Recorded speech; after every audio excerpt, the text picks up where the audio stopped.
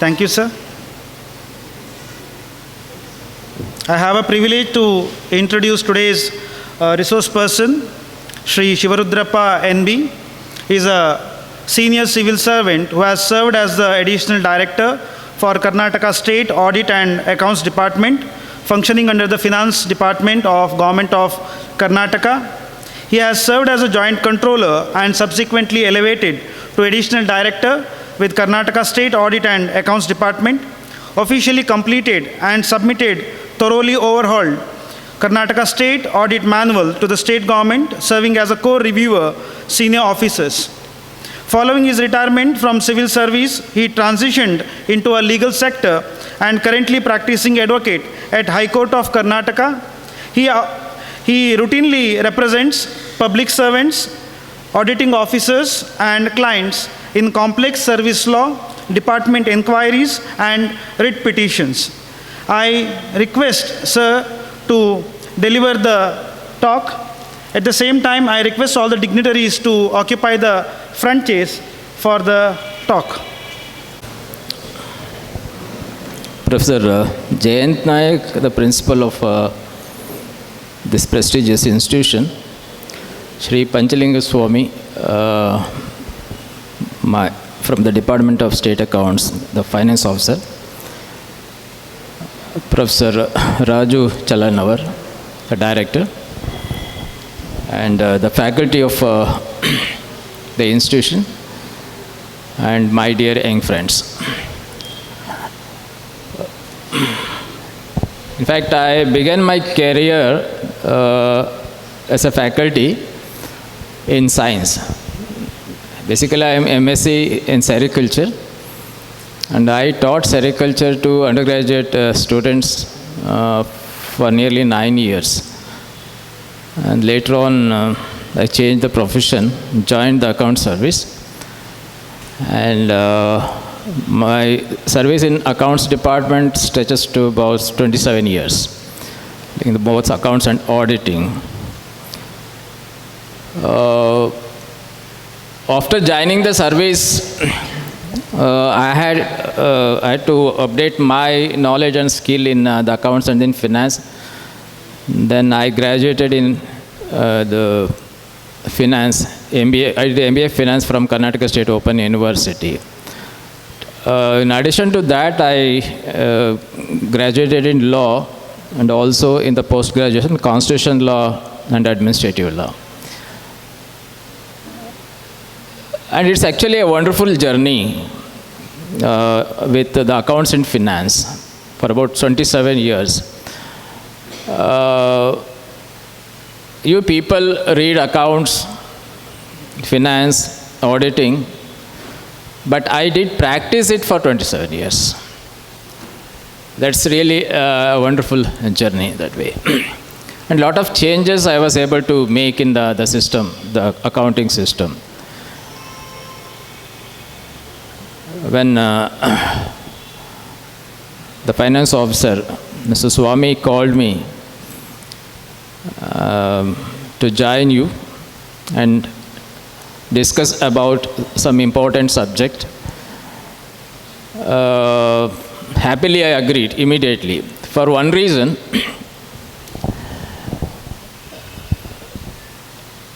the time what you are passing through as students is more challenging than what we were the students, in fact. That time it was quite different, and we were fortunate also. In our times as the students, we were not haunted by the disinformation and then misinformation. Please note down. Disinformation and misinformation, that is haunting the present generation youth. And it is spoiling, in fact. It is poisoning and toxic. Misinformation and disinformation. That is spreading a lot in the system. And it is very toxic. But we were not so. And especially with the science students, we were much focused on the subject. And then we got a lot of benefit from our studies as the science students, whether it is chemistry, botany, or zoology, CBZ in fact, my PCMB and then CBZ. We did enjoy the studies and then acquired a lot of knowledge. In fact, our botany professor, I was talking then, he said, I teach ecology, he said. Fine, if that is so, then I immediately remember Odom, the ecologist, the great ecologist, like that. And the greatest gift what we were able to get is the knowledge, the strength. In fact, my strength as a student of science, bioscience, is the knowledge of Darwin, the Darwinism, what we call the evolution. The world knowledge is always the conflict between two forces, two ideologies. One is the evolution, another is the creation. All the theological knowledge or then the philosophy and the institutions, whether it's a church or XYZ, they are theology based, strongly propounding creation, creating, some power creating. But whereas the evolutionists, like that, Darwin, followers of Darwin, or students of Darwin, we are very clear about the life, that is, it is not creation, it is evolution. Whether it is life or the system, it keeps evolving. So likewise, that is the benefit what we are able to get. Then now their efforts are being made to remove Darwin from the studies. That is going to be a big loss for the generation. That should not happen. Today, if I am standing before you with abundant clarity about life, it's because of Darwin. I remember. Also, the Buddha. Just now, you sang that, Namo Tassa Bhagavato Harato. Can anybody explain what is Namo Tassa Bhagavato Harato Samma Sambuddhassa? Namo, that is, we pay respect to you. To whom? The Buddha. What is the Buddha? The Buddha is enlightened mind. If your mind is enlightened, you are the Buddha. It is not Siddhartha Gautama who got the enlightened mind and who was understood the truth. It's not just that one. It was not stopped there. Every mind which gets enlightened, means able to realize the truth of life, is the Buddha. So we are showing respect to you. If my mind is the Buddha, if I am evolved, enlightened, and able to understand the reality of life, then the Buddha respect to that one. And the Tisarana is for the Buddha, Dhamma, Sangha. That is there. Buddha is the enlightenment, Dhamma is the truth, then Sangha is the virtuous life. 3 times you should have to recite, not once. Tisarana has to be recited 3 times. Reason, and then you recited the Panchashila also. Today's the world needs the Panchashila. Everyday life needs, every individual needs the Panchashila. That gives the strength. Panchashila is the righteous life. Righteous life. So I will come back to the subject. Evolution, I said. Every system is evolved, not created. No one has created the system, it's evolved. Like also that the currency is also evolved. Currency. I was just going through your syllabus, the MCOM syllabus. You have the international financial relations. One paper is there, na? Remember? You should respond to me. In fact, then only that will give me the strength to move forward. ನಾನು ಹೇಳ್ತಾ ಇರುವಾಗ ನೀವು respond ಮಾಡಬೇಕು. You should respond. Then only I will get the strength to move forward. Otherwise, I feel that I am let out. I mean, people are not understanding. In fact, as a faculty, I used to encourage students asking ask the questions. In every the class, the students should raise 1 or 2 questions. I made it compulsory. Encourage them. Yes, always feel free. In fact, questions are the instruments that makes learning more effective. questions lead to interaction between the teacher and the taught, teacher and the students. If there are no questions to the teacher from the students, both of them are losing, in fact. Say the question from you means that you are understanding the subject.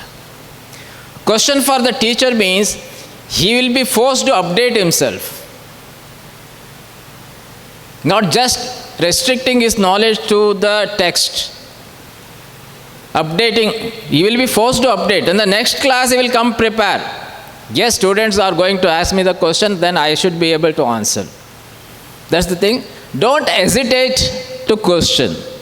If I present something, if I say something to you, don't accept whatever I say blindly. Put the question. In fact, Siddhartha Gautama encouraged this in Kalama Sutta. Whatever I say to Kalama people, the highly enlightened people, and the lot of this religious leaders, they used to come, sadhus and other things, they used to tell a lot of the philosophy, this and that. And there was conflict among themselves also. These people were confused. Whom should we believe, whom should we not believe, like that. Then they asked the Buddha. Then he said, fine, if someone tells you something, put the question, whether what he says is relevant to me, and what he says helps me to improve myself, and what he says is consistent, it will not change. Say like this, in the Kalama Sutta, he encourages people to question, to interrogate. Afterwards, when you are convinced that whatever the statement made by a person is truth, you are convinced that it is truthful, then only you accept. Don't accept anything blindly. So likewise, coming back to the subject. You have one paper on international business. Agree? Yes or no? At least nod your head. Yes or no? There is one thing. And there is one paper on banking also. You have the paper on banking? No? It is there. Fine. Now, what are the significance of these things? The international business relations. That's one thing. Why it is so significant today? So look at. Yes, go back. It's okay. I will come back to this. We'll start with the one thing. The latest, the burning issue. The rupee, failing of rupee against the dollar. It is declining. You are aware? It is about 96 rupees per dollar. To purchase $1, you have to spend 96 rupees. That's the burning issue. Why it has happened? Why it has reached to 96? This is a question. Who should put this question and who should answer this? Everyone who is affected by the failing rupee. So, am I affected if the rupee fails against the dollar? Then I should question. I should be aware whether failing of rupee against a dollar will affect me or not. Affect agata illo? Yes. Will be affected. How we are going to be affected? If we are affected, how we are going to be affected? How to prevent it? These are the questions that we are going to find answer. Coming to your subject, commerce, M.Com, B.Com and then M.Com. We always used to jokingly say that, always be calm. The one who studies B.Com, you should always be calm. C-A-L-M, calm. Fine, M.Com, the master. What is commerce? In fact, a law student or a law practitioner has to answer one question: what is law? We are not able to find a very comprehensive answer for this. The simple question: what is law? I am a law student also, constitution law student. What is law? Several thinkers came up with several ideas, whether it is Austin or Salmond, Bentham, or even Dias. Lot of people, they thought and then came up with their views on the law, the definition, but none of the definition is comprehensive. That is because of the complexity of the subject. That is because of its relevance to the day-to-day life, most importantly. Likewise, commerce is also very relevant to the day-to-day life, to every individual. It touches every individual. Agree? Do you agree? ನಿಮಗೆ English ಸರಿನಾ ಇಲ್ಲ ಕನ್ನಡದಲ್ಲಿ ಹೇಳಬೇಕಾ? English okay for all of you? Then you should respond. The commerce is relevant for every individual. It touches every individual life. What is it actually? It has three dimensions. Firstly, as a process. Secondly, as a system. Thirdly, as a purpose. Commerce is a process, a continuous process. And it is a system also. And thirdly, it has a purpose. It serves a purpose. It is relevant to the day-to-day life. It has a purpose. What is the process? This is the one. Commerce refers to the exchange of goods. That is the process, exchange of goods and services between business individuals and the nations. This is the process that's happening. When it comes to the system, what are the components of this system? As a commerce, that you are aware, system encompasses trade and the ancillary services. The banking, the insurance, transport, etc. required to facilitate that exchange. That is the system. Then coming to the purpose, it drives economic growth and connecting producers with consumers, effectively making the market different. So, commerce is an integral part of the economy of the country, economy of the globe. Commerce is an integral part, where actually it is integrated. Go back to the economics. In fact, you have the managerial economics also, one paper you are studying. Basics of economics you have to study. What is economics? It is a dynamic relationship between demand and supply. Agree? Demand for goods and services and facilitating, meeting the demand by supplies. That is economics. And we call that, so the exchange that takes place, what we call that? Market. The market. So demand and supply are the dynamics of the economics. They don't live one from apart. What is the demand? So demand to meet our wants. What wants? From morning till evening, from the day you get up, from the time you get up and then till you go to bed, you will have a lot of wants, lot of things you use, na? Just recollect, before coming to college, what are all the materials you use, including your food, everything.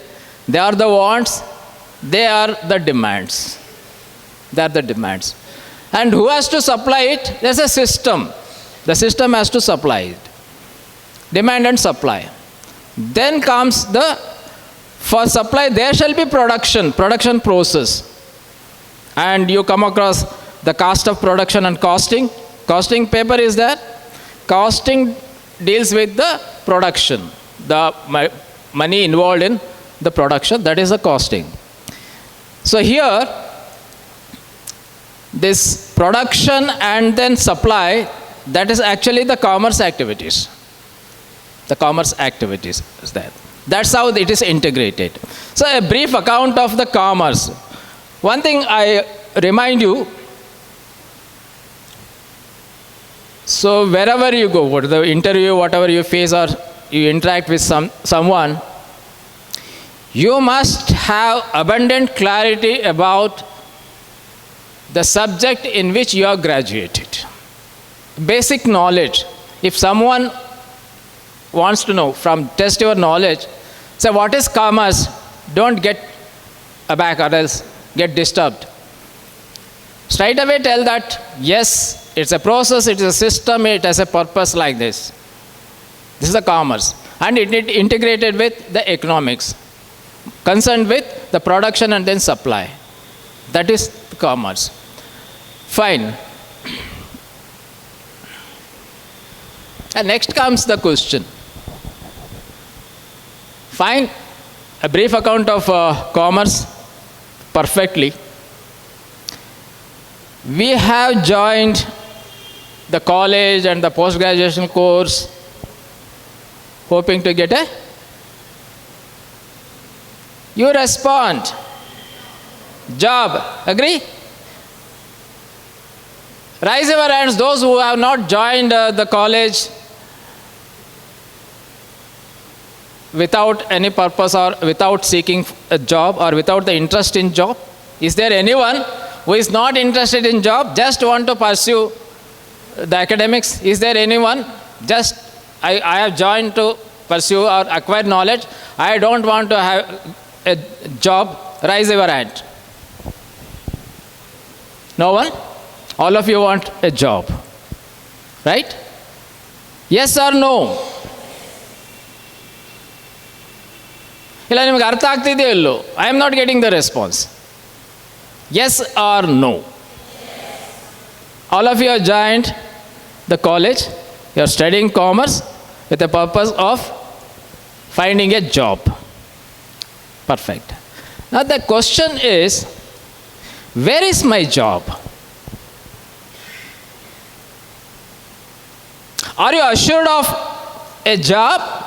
Immediately after you complete your graduation, get a convocation certificate and then go out, then looking at your convocation certificate, you are able to get a job. Are you sure? How many of you are sure that you will get a job very next day you have completed your course and then got the degree certificate? Raise your hands. How many of you are sure that you are going to get a job?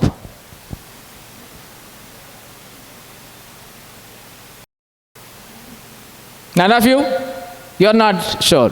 Then why did you join the course?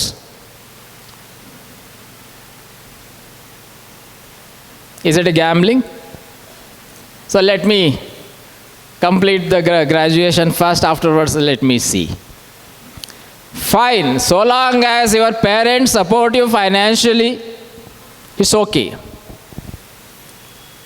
I don't think all the parents, the students sitting here, their parents are capable of supporting them forever. One day or the other, you'll have to find your own means of earnings. At least either to have your own livelihood. That being the case, the question, it is not someone's question, the question that is deeply cited in your mind. Deeply cited in your mind is this question: where is my job? In fact, the same question haunted me also. Am I able to get a job after completing the degree, after completing my post-graduation? Am I able to get a job? If not, what should I do? The big question. Because my father retired from service, immediately I passed SSLC. He was not able to support my college studies. Somehow we were managed. I had to find a job for my livelihood. The same thing, every youth will have this question: where is my job? So here there are two aspects of this question.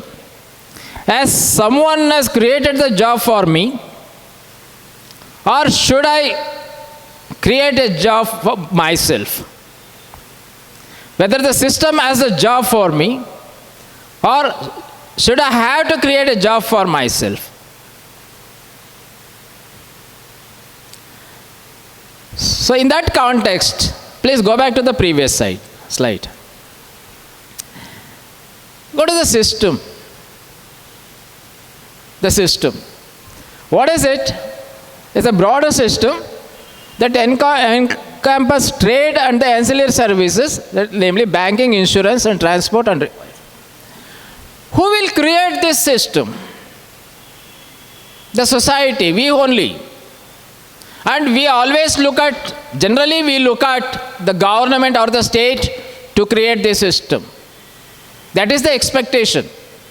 The government has to create the system. Government has to create jobs for us. That is where we are failing. Government has to strengthen the system, that's all. Facilitate, support it, strengthen it, so that the system generates the jobs. Government by itself can't do that. Of course, in government service, we have the limited, only 1% of the population are able to get enter into the government service. That's there. What will the 99% do? This is a big question. And that is the question for the economy of the country as a whole. Now, your job. Where is your job? So from today onwards, keep pondering on this question. Where is my job?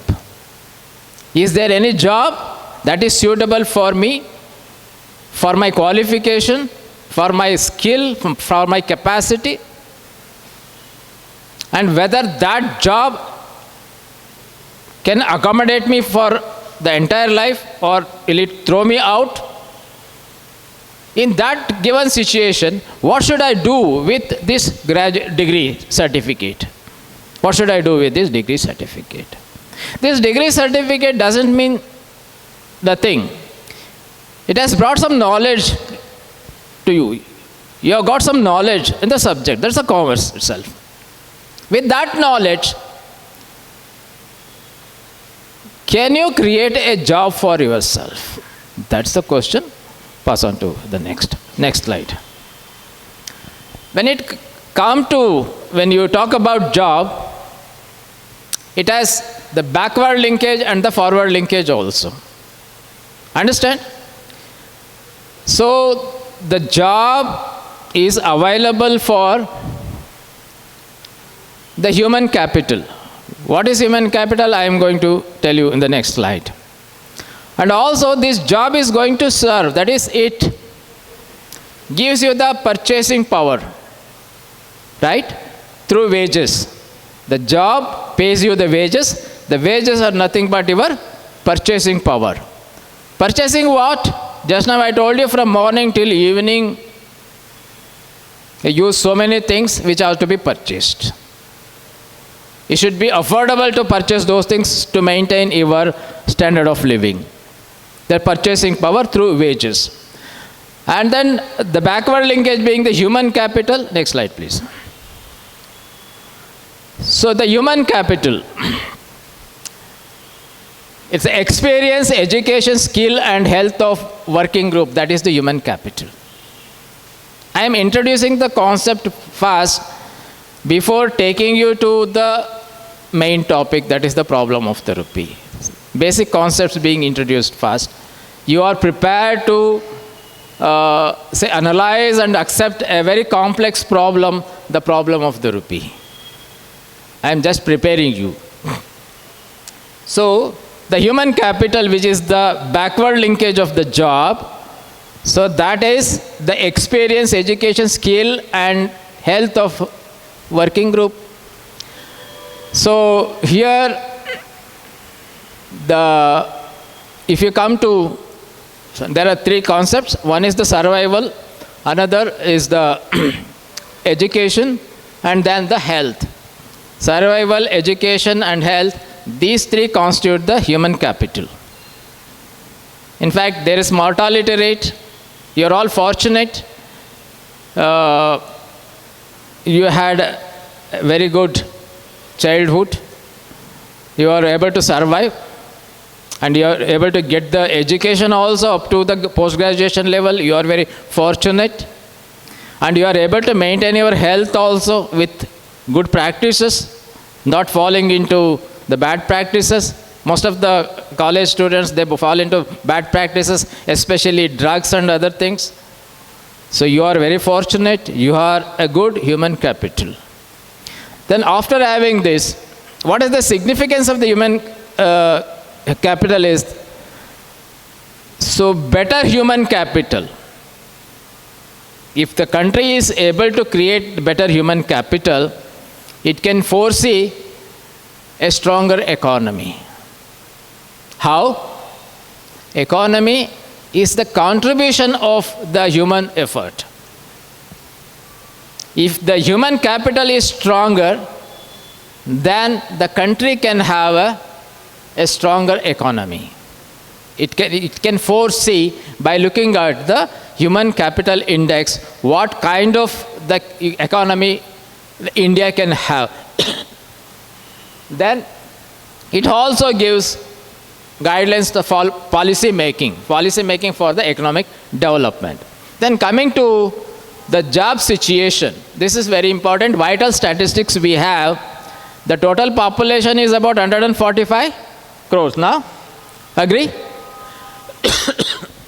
What is the total population of India? Answer should come from you. Huh? We are the highest population in the world. We overtook China. Earlier China was leading and then we overtook. At least we are standing the first place in one aspect, that is population. What is the figure? The last benchers, ನಮ್ಮ ಜನಸಂಖ್ಯೆ ಎಷ್ಟಪ್ಪ? ಜೋರಾಗಿ pass ಮಾಡಿ, ಅವ್ರೇನು ಹೇಳಿದ್ರು ನನಗೆ pass ಮಾಡಿ. Mic ಒಂದೇನ ಇರೋದು? Don't we have more than one mic? Mic ಇದೆಯಾ ಇನ್ನೊಂದು? ಕೊಡಿ, ಅಲ್ಲಿ ಕೊಡಿ, ಸ್ಟೂಡೆಂಟ್ಸ್ಗೆ ಕೊಡಿ, ಇಂಟ್ರಾಕ್ಷನ್ ಇರ್ತದೆ. 145, fine, perfectly, 145. What is the working group? Age group from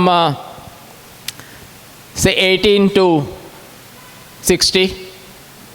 Let us put it a conservative figure of about 50%. Nearly 75 crores is the working strength or the capable human capital that can be utilized in the jobs. Whereas one figure says 64 crore is the job, that is the people are working, 64 crore or they are working. There is unemployment also leading to that one. The participation in production of these people is 60%. Still 40% remains unexploited. That is there. And then work participation ratio, that is decreasing in fact. 58%, it is decreasing.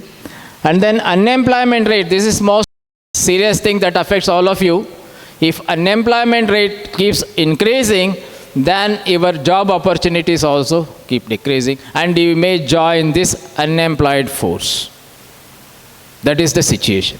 And then coming to the last one, gig economy. Remember this. GIG. Gig economy.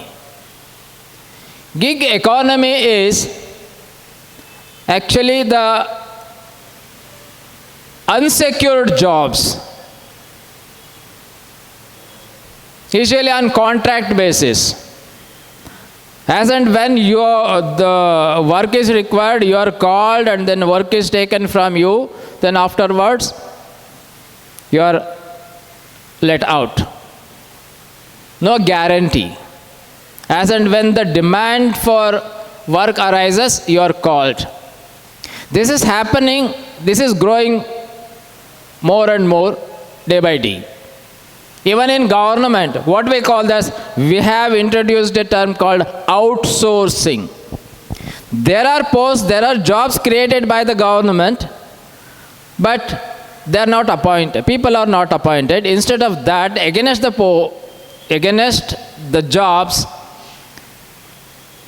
they are outsourced, on contract they are taken, work is extracted, then afterwards they are thrown out. There is no job security. Like what? Once we are appointed, we will be retained in service up to 60 years. Afterwards we are paid pension, everything. That is the security.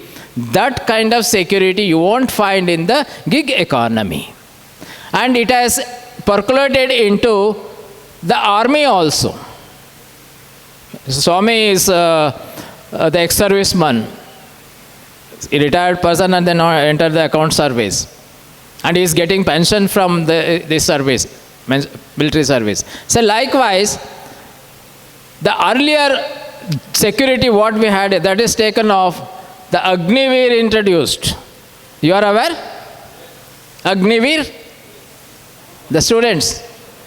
Are you aware the Agnivir scheme? Appointed under Agnivir. This is gig economy. No guarantee.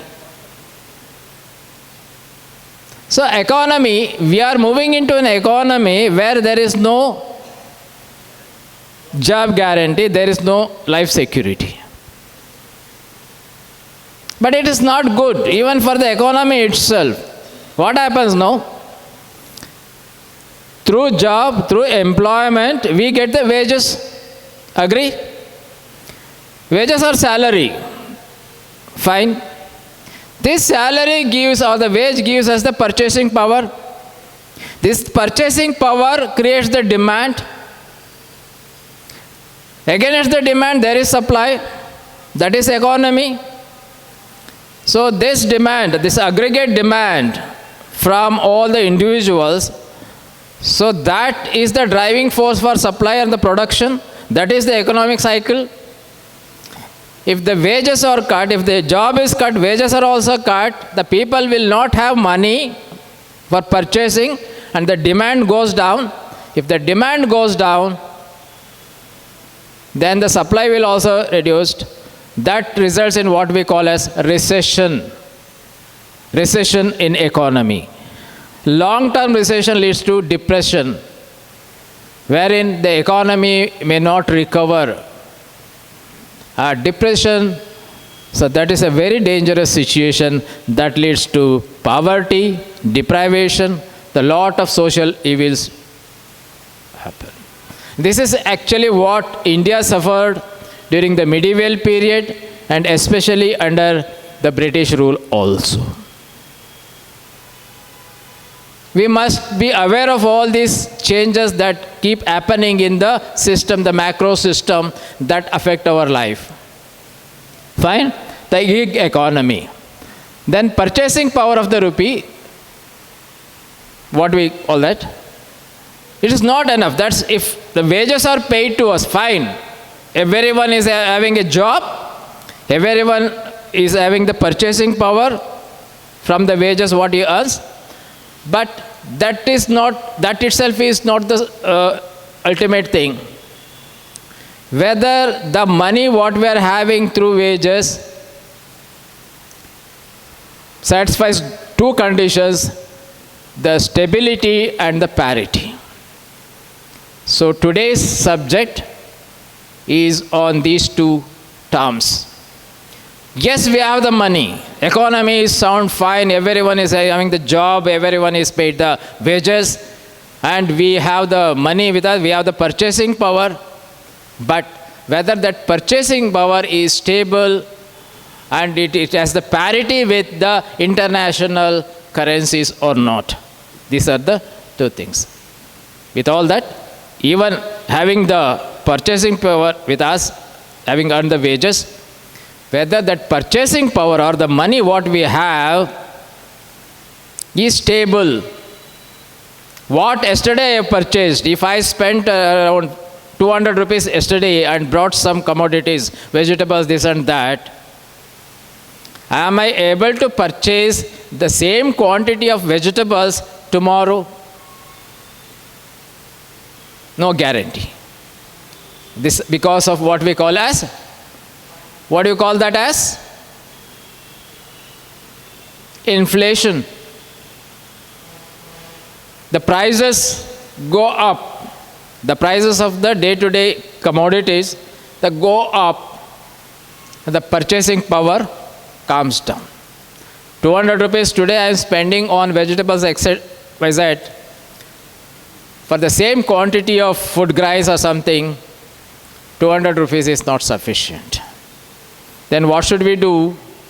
From the basket, if my basket is 1000 rupees and 200 rupees is for groceries and other things, from the 800 rupees I have to cut some items, that whatever may be your item, your fuel, vehicle fuel, or your books, your education fees, all other things in the 800 rupees, and some savings for your future, that has to be cut and then brought to this basket. Instead of 200, it has to be raised to 250. 50 rupees has to be cut and then brought to this basket. So your, say, earning, the purchasing power is reduced due to inflation. That inflation affects the stability. And your earnings should be capable of meeting or overpowering the inflation. Whether the economy supports you how? By increasing your wages. When the inflation happens, in order to maintaining your purchasing power at the same level, wages are also to be increased. Will that happen? How the wages could be increased? By increasing the profit of the organization. If the profit of the organization is maintained at the level or else it is reduced, the wages can't be increased. Wages are stagnated. With the stagnated wages, your purchasing power stagnated. When inflation happens, it comes down. This is the dynamics. Next, please. Next. Before? Previous? No. Next. What happened? This is the important slide. Deleted? It's not there? Blank? Oh.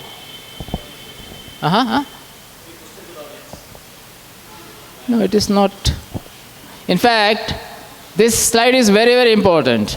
Tell you, the dollar and then rupee parity since 1947 till today.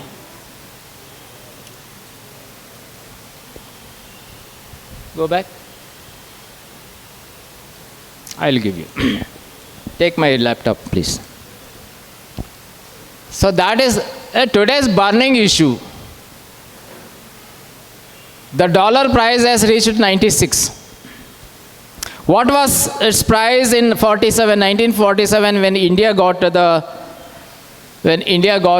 freedom? It was 3 rupees. In 1947, to buy $1, we are to spend only 3 rupees.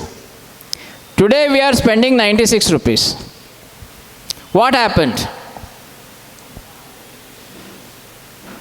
That is a question. In fact, in 2013, there was a very strong assurance given to the people, which is around in 2014, is around wavering around 60 rupees or so. It will be brought down. Before 2014, there was an assurance given to the people. The dollar price will be brought down, rupee will be strengthened. 1 second, I will just help them.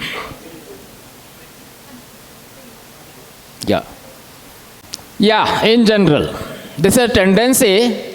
In the conclusion, yes, your point, your question will be addressed. Whether this tendency is applicable only to the rupee or to all the currencies. This is a question.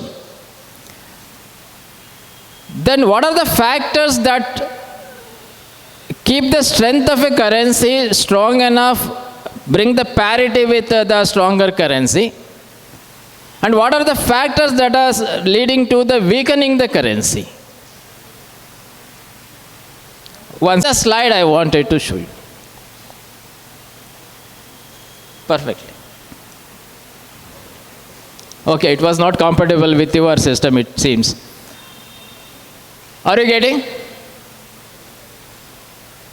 This is the trend. See, from 1947, it was 3 rupees 30 paise. And there is a graph also. And there is a dividing line up to 2013. What was the trend? After 2013, you might have got the thing, why there is a division. There was an assurance. What was there? Yeah, it was around 55 rupees, 54.78 in 2013. The assurance given, it will be brought down. But we are not able to maintain even at 55. Almost doubled. Why? Is it the problem of the rupee or the problem of the system? Certainly it is the problem of the rupee, because rupee was not able to stand against dollar. It kept on failing.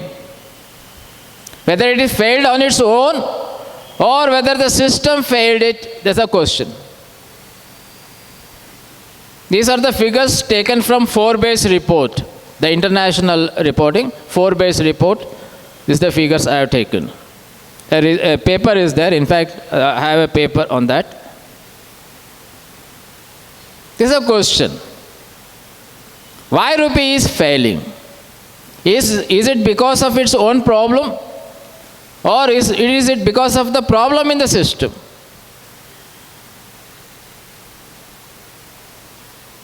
This you should keep in mind. The question is, fine, rupee is failing and its purchasing power, the dollar is coming down, is decreasing. In what way it affects us? That's another question. Let the rupee fail. Let the dollar reach 100 rupees or even 200 rupees. What is that we are going to lose? And the commerce student should answer this question. Whether the country or the industry or the business or the economy or the individual, are they affected by the declining rupee or not? This is the question. Whether we are affected.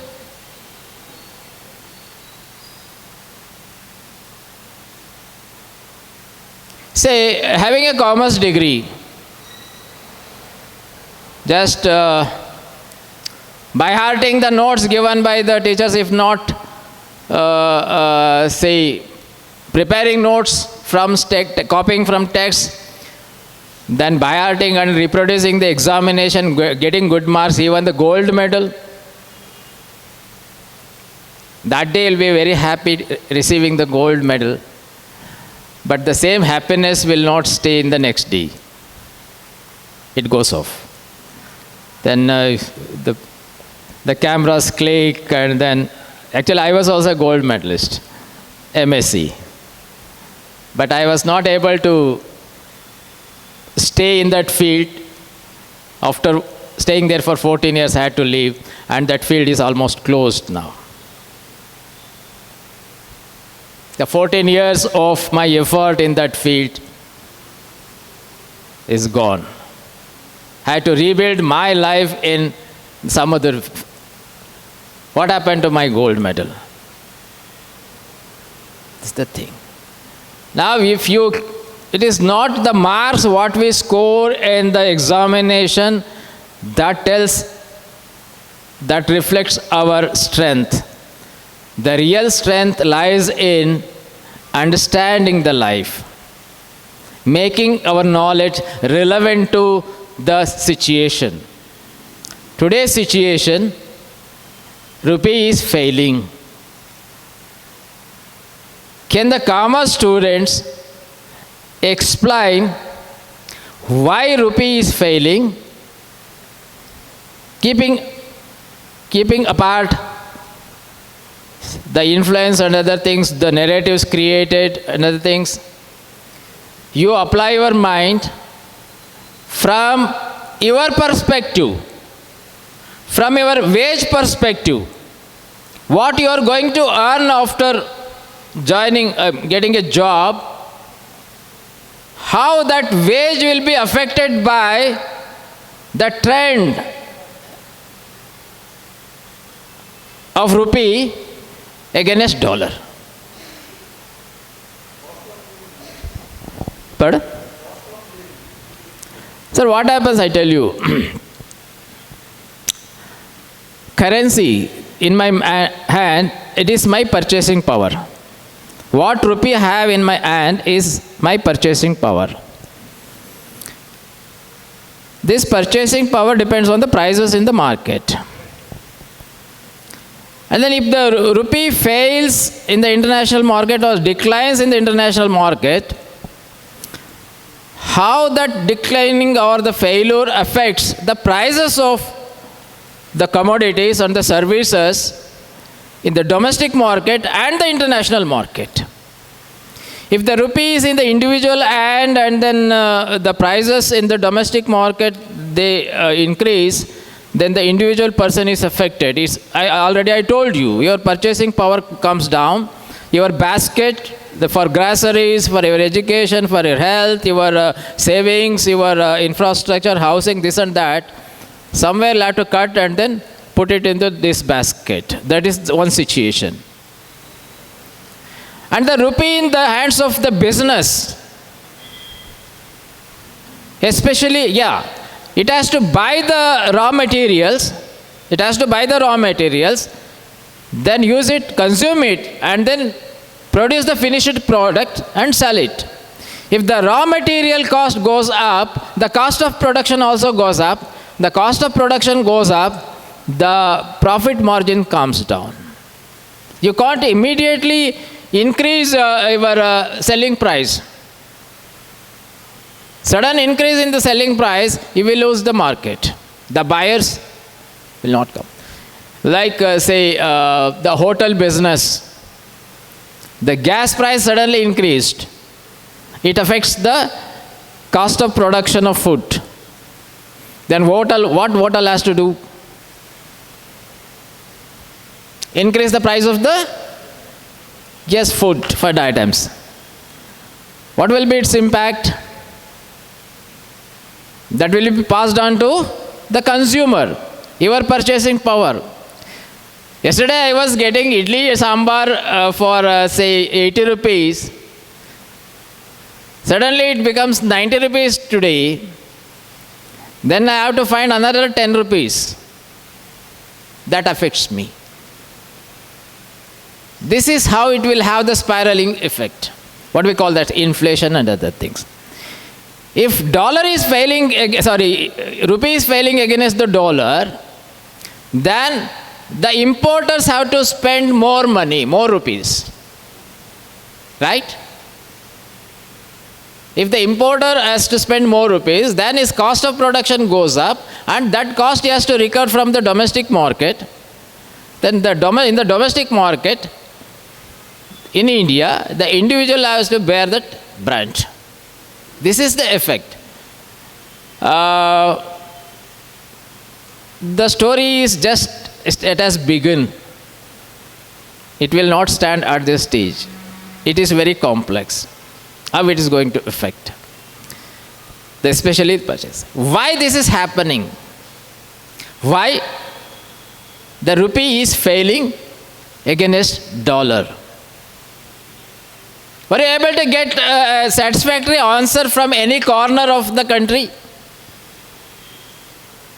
Were you able to, at least one person you tell me, yes, I am able to get a satisfactory answer or the reason from some corner of this country, why rupee is failing against the dollar.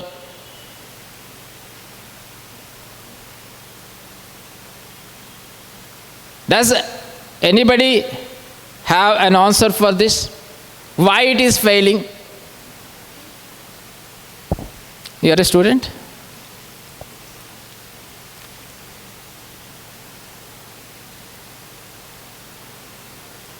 Usually what happens in a class, one or two or very intelligent students.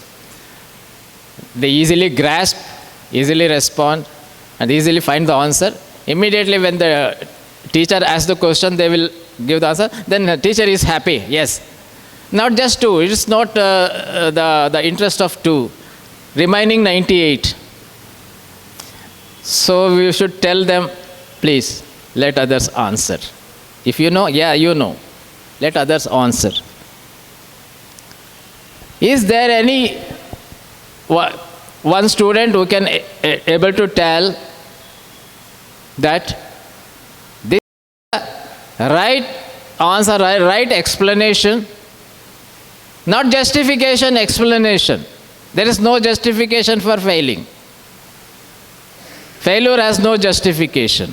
There shall be explanation for corrections. What is the explanation for this? In fact, when the finance officer called me, he said, "Sir, this is the thing, the problem of the rupee has to talk about." Then said, yes, this is the right situation to sensitize the young minds what is really happening around. Otherwise, what happens now, today I smile, I laugh at the situation, tomorrow I keep suffering. The smiling, the laugh, what is seen on your face today, that can't be seen tomorrow. The suffering. When you take up the responsibility, your own responsibility in life, you will feel that plant. ಗಾಡಿನಲ್ಲಿ ಬೈಕ್ನಲ್ಲಿ ಜೋರಾಗಿ ಬರ್ತೀರಿ, sound ಮಾಡ್ಕೊಂಡು ಬರ್ತೀರಿ, petrol ತುಂಬಿಸ್ತಾ ಇರ್ತೀರಿ, ನಿಮ್ಮ ಕಾಸಲ್ಲ ಅದು. ಅಪ್ಪನಿಗೆ ಗಲಾಟೆ ಮಾಡಿ ಸಾಲ ಮಾಡಿಸಿ ಬೈಕ್ ತೆಗೆಸಿರ್ತೀರಿ. ಮಗ ಚೆನ್ನಾಗಿ ಓದ್ಲಪ್ಪ ಅಂಥೇಳಿ ಬೈಕ್ ಕೊಡಿಸಿರ್ತಾರೆ. ಬಟ್ ನೀವೇ ಬೈಕ್ ತಗೊಳಕ್ಕೆ ಬಂದಾಗ then you will realise how much my father has struggled. So, in the student life, try your best to understand the life. Student life is golden life, they say that. There is no gold in it. An opportunity to understand the life. Otherwise, no. In 1985, this cinema came. What is that? Remember? Which is that cinema? I was a lecturer then. And the students, in fact, that was produced for college students only. The craze created. What is that movie? For the craze of the college students? Huh? Premaloka.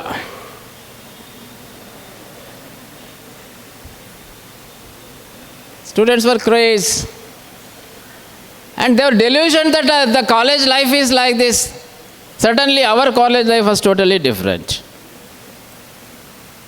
I did not even have a bicycle, in fact. I had to walk 3.5 kilometers to and fro. Have the breakfast at 7:30 in the hostel, reach the college by 8 o'clock, the practical class. In 30 minutes, I had to cover 3.5 kilometers by walk. Yes. Today, even for half a kilometer, 1 kilometer, the boys, of course, I don't want to comment on girls, even they may also demand for this one. Here lies the problem. Why the rupee is failing against dollar is because of your craze for vehicles. Your craze for vehicles. Whereas in my college days, even owning a bicycle was very difficult. Then the rupee was not constrained. What was the rupee, dollar value in 76, 77?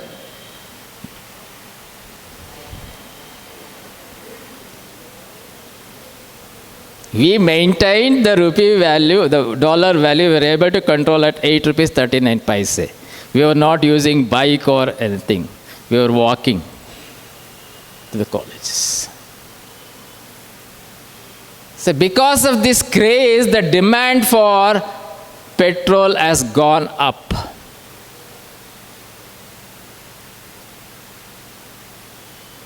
This evil of petrol or the fuel has become a threat to the entire world today.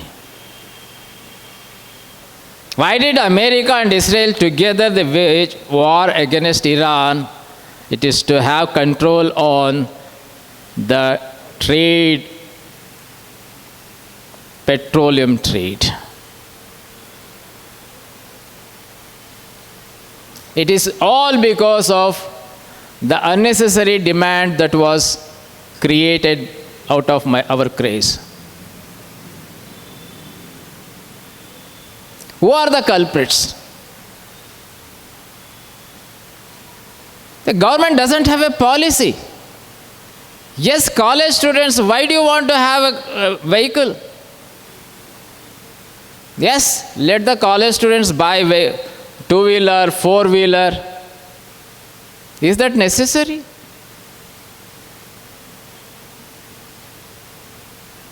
And we are paying for that. We are failing the rupee against dollar.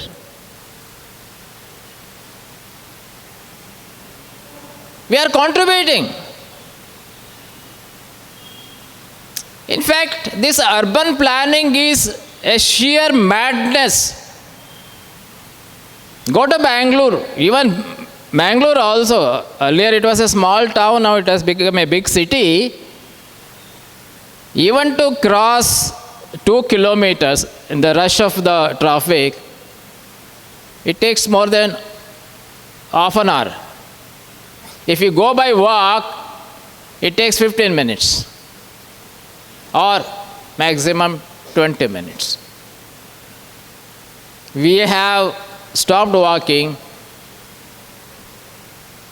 We are the culprits, right? So, are you able to get some idea about why the rupee is failing against the dollar? Are you able to get an idea? The trend, looking at the trend? Any idea? Take it from me. If you are not serious today about this problem, if all of us together work to prevent further falling of rupee, the economy is going to have very severe effect on us. The days will not be the same what we are seeing today. The same smile or laughing what you are having today will not be there tomorrow. You note down, write down in your notebook on one page that the smile what we are having today, enjoying the class today, will not be there the tomorrow. It's because of our ignorance, because of our indifference to the reality. We laughed at our own nonsense or the idiocy. We keep laughing at our own idiocy. And tomorrow we are going to pay for that. The next slide, please. Why the dollar is remaining stronger? How Americans were able to keep their currency strong or the strongest in the world? What is the policy they have? This you can understand. This you can understand.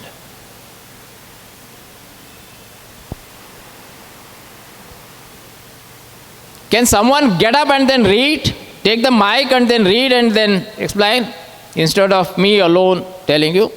Mic idya innondu? Mic innondu kodi.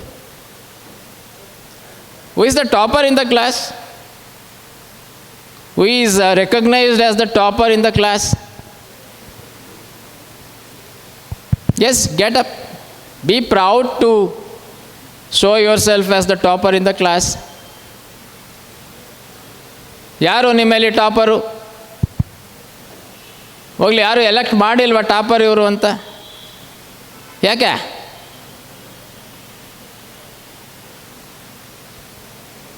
ಇಲ್ವಾ? ಎಲ್ಲ bottom ಲೈನಲ್ಲೇ ಇದ್ದೀರಾ. All of you are at the bottom, not from the boys.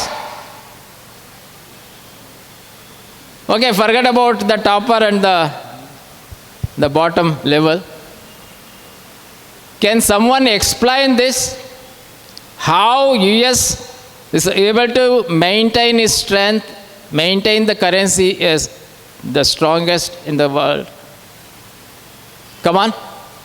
Can you read and understand instead of me reading and then explaining you? Yaru ilva? If you are not able to understand this slide, you can't understand what Dr. B.R. Ambedkar has done in his research work, the problem of the rupee. It's very, very difficult. Very tough subject.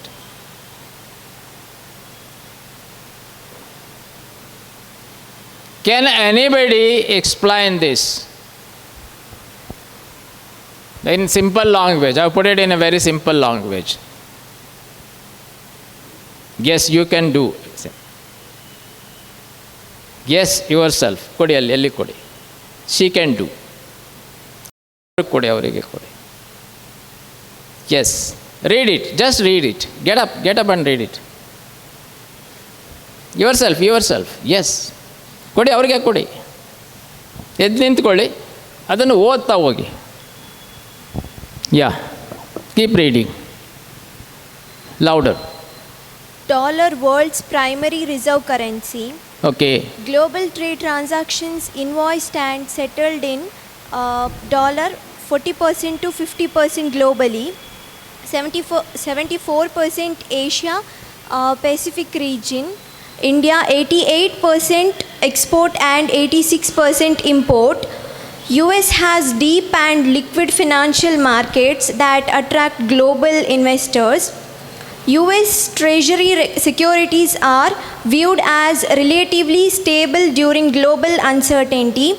Interest rate decisions influence capital flows towards dollar-dominated assets. Pricing crude oil in dollar sustains structural demand. Are you able to get an idea? What are the contributing factors for the dollar remaining the strongest currency in the world? This slide explains. She read. Can anybody see whether you can explain this one by one? What is the first point? Dollar world's primary reserve currency. World's primary reserve currency. Reserve. The word reserve. It is not a new term for you. Where you come across this word reserve? In your accounts, the balance sheet. You find this word in your balance sheet? In the capital block? The asset side? Reserves and surplus? Liabilities. Have you heard of this? Yes. Reserves and surplus? What is it?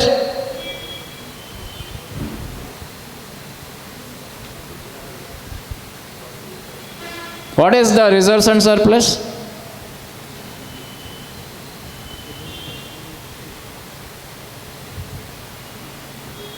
That means you have not properly understood the balance sheet. A commerce student is not capable of understanding a balance sheet, assets and liabilities. Even if with a gold medal, he has failed. Yes, I am sorry to say this. The basic thing. The word reserve appears there. Reserve means what?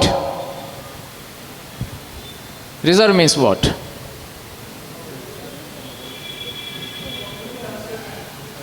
Yes.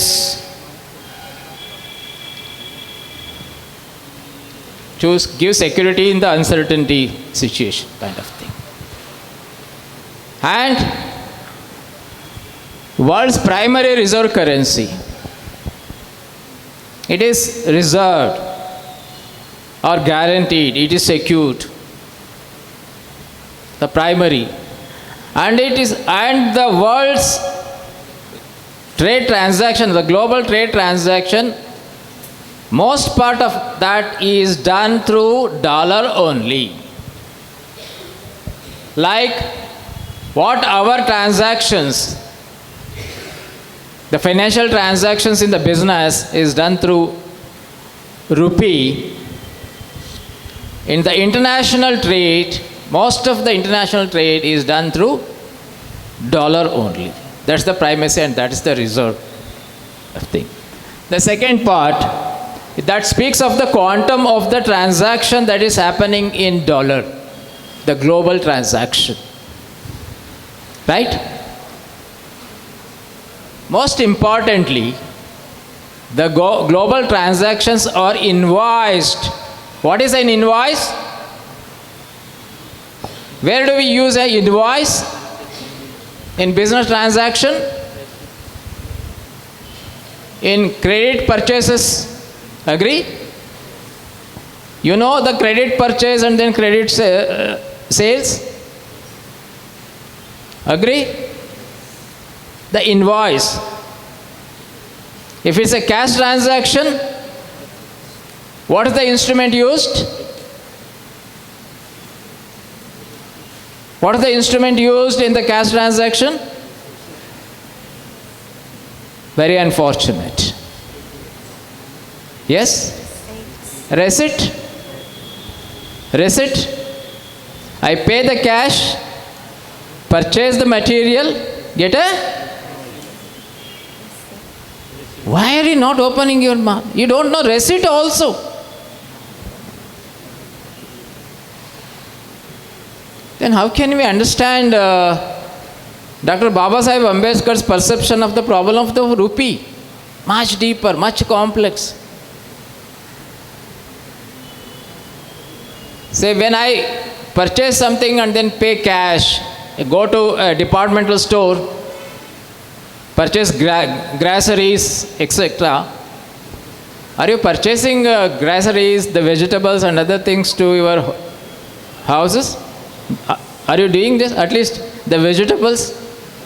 If not, at least chocolates, ice creams? You pay cash or else you make the UPI payment, fine. What will he give along with the material? Receipt, cash, receipt. If it is a credit purchase, most of the business transactions they do happen on credit purchases. Right? You will not have so much of liquidity or liquid cash in the business. Majority of the lot of transactions happen in the credit basis only. So, invoice, when you make the credit purchase or else you may place this one order, firstly an invoice is sent and you make the payment, afterwards the material is delivered. Or sometimes you make this one online order for purchase, cash on delivery, COD, provision is there. The UPI payment or then purchase from the sellers, online commerce, that is e-commerce. COD, cash on delivery. He will raise a bill, pay the cash and then collect the material. Or else credit, you pay afterwards. When the credit purchase is made, the invoice is raised. Agree? This is what happening in the international financial transaction. So that raising the invoice, what is the currency used in that? If you are purchasing in a departmental store or anything you purchase in India, what is the currency is used to measure the transaction? Rupee. Agree? So that is the one, that the same currency you are using in your accounts also. The receipt account, the payment account, the income account, the expenditure account, or the balance sheet, or the trial balance, wherever you reflect the currency is rupee only. Is it not? Your accounts is not without rupee. It is based on the rupee. Rupee as the currency. Your recording. Accounts is the record of the transaction. So it is recorded in rupee only. But in the international transaction, the transaction between the countries, the dollar shall be used to the extent 40 to 50% globally. Global transaction across all the 193 countries, the transaction that is happening, the international market, 40 to 50% of this transaction is invoiced and then paid or settled in dollar only. That is how the US is controlling the international trade. That is how it is strengthening its currency, kept its currency strong. That's the one thing. When it comes to Asia Pacific region, in the Asian region, all the countries coming there, 74%, except China and others, 74% of the international transactions that are happening, invoice and settlement in dollar only. It should happen in dollar only. When it comes to India, it is horrific. 88% of the exports and then 86% of the imports,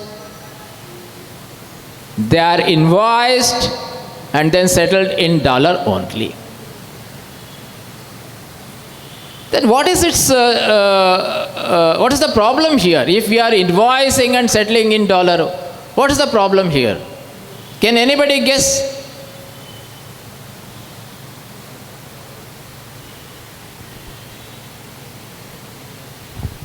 Can anybody guess?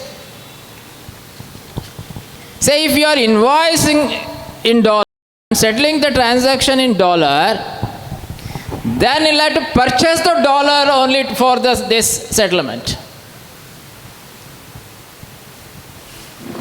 40 to 50% of the global transaction, they shall purchase the dollar. It comes to Asia Pacific transaction, 74% of the transaction in that, the invoiced and settled, they shall purchase the dollar. When it comes to India, still it is horrific. Export 88% of transaction. The importers from India, 80% of the importers of India, they have to purchase dollar and then pay us through dollar. When I am purchasing something from outside or importing, then I have to buy dollar and then through dollar only I have to pay my exporter. Are you getting the figure? Are you getting the seriousness? This is the level of dependency created by dollar. Say if I am having transaction with Japan or China or XYZ, why should I purchase dollar and then pay that country? Why should I not directly pay in their currency? If it's Russia, ruble, Europe, euro,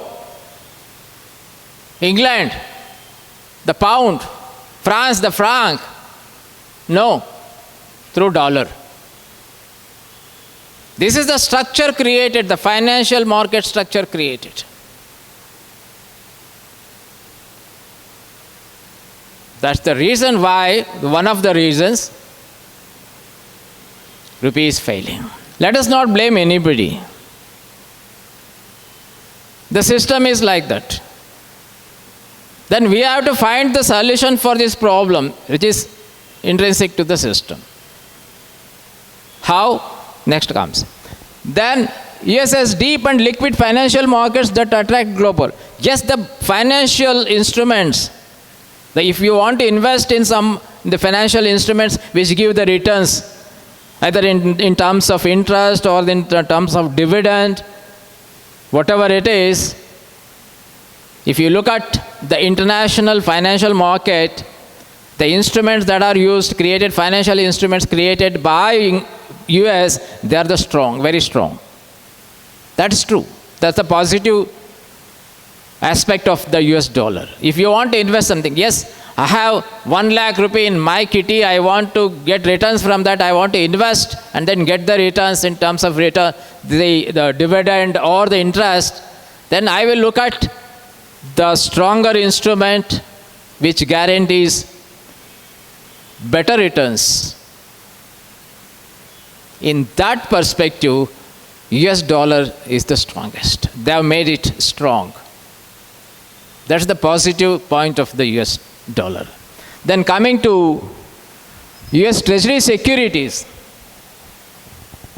the Treasury bonds. Are you aware of this? Treasury bonds? Who knows what is Treasury bond? Raise your hand. What is a Treasury bond?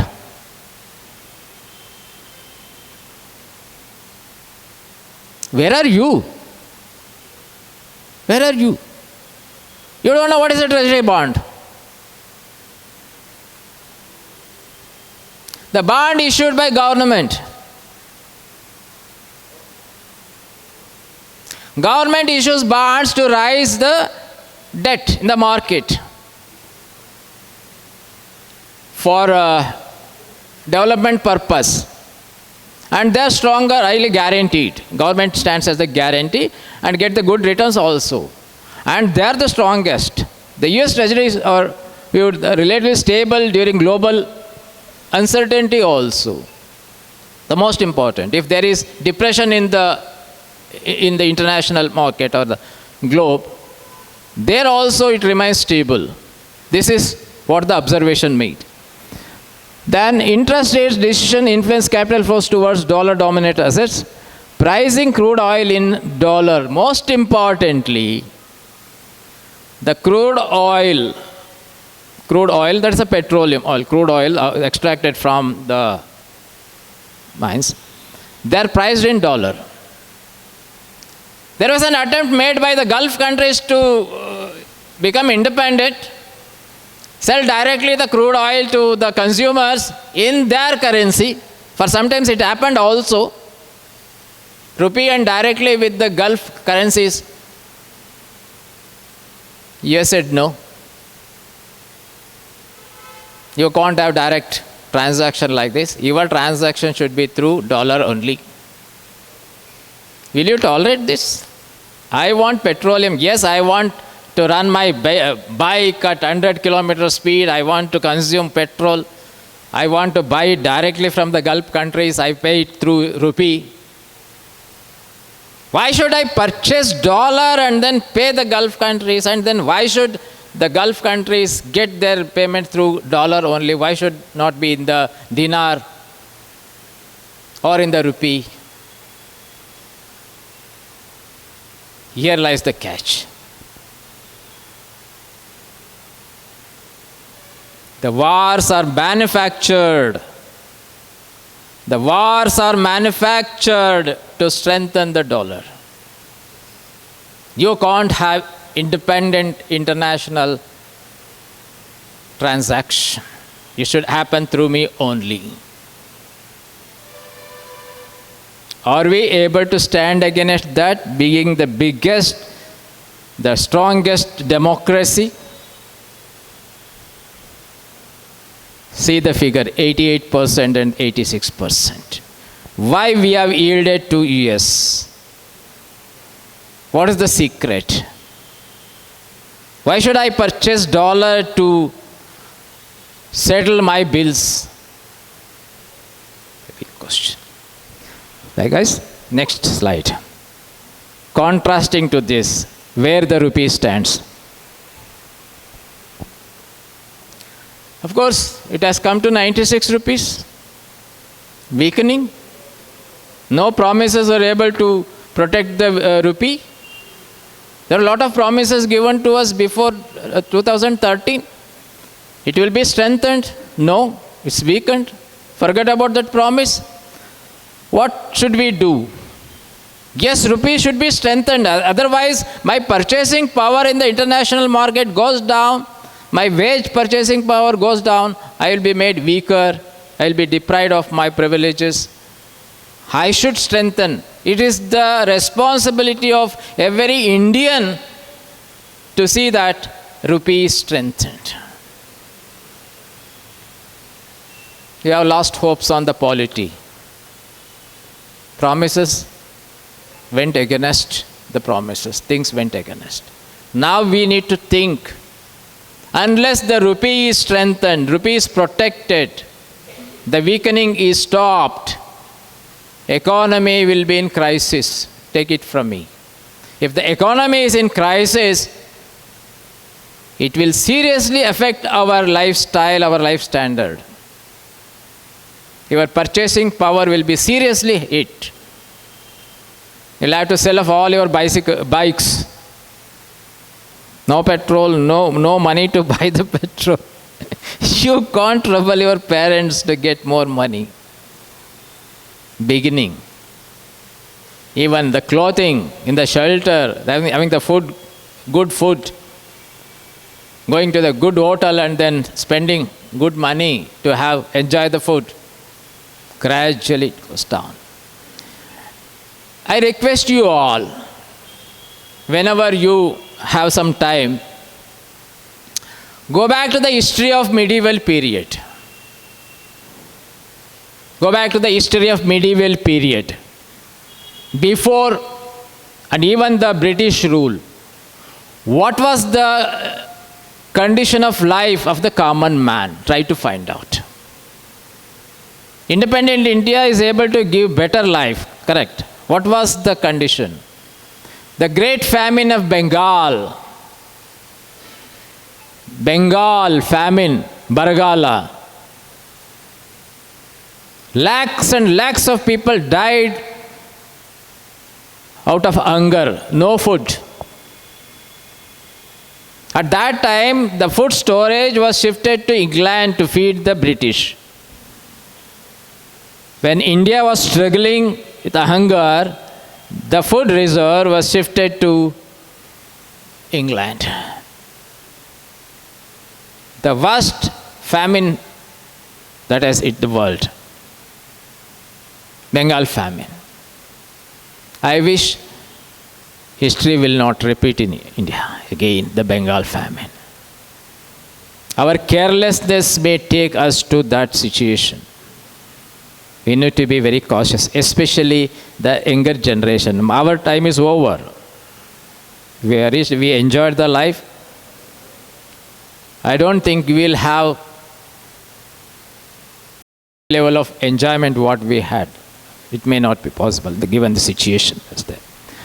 Then deeper structural adjustments with the domestic economy. Structural adjustments. What do you mean by that? It's a very broad and vague term.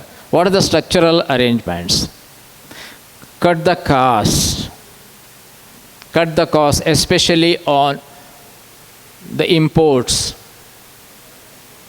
Reduce the imports. Cut the costs so that we will not use the imported materials. Say no. And also the institutions like RBI and other things will have to find ways and means to strengthen the rupee, the structural thing.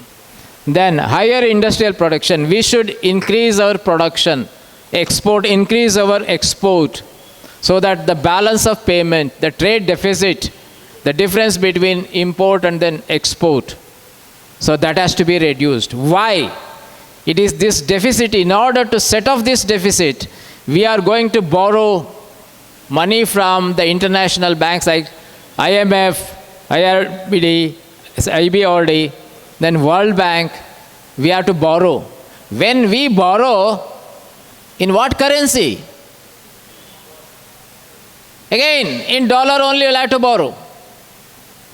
Then you'll have to purchase, pay higher price for that while repaying. So reduce the deficit, whether it is the trade deficit, the current account deficit, or the capital account deficit. Actually, that is your subject. international financial transaction, the trade deficit, the current account deficit, and the capital account deficit. If I say account, so that is your subject.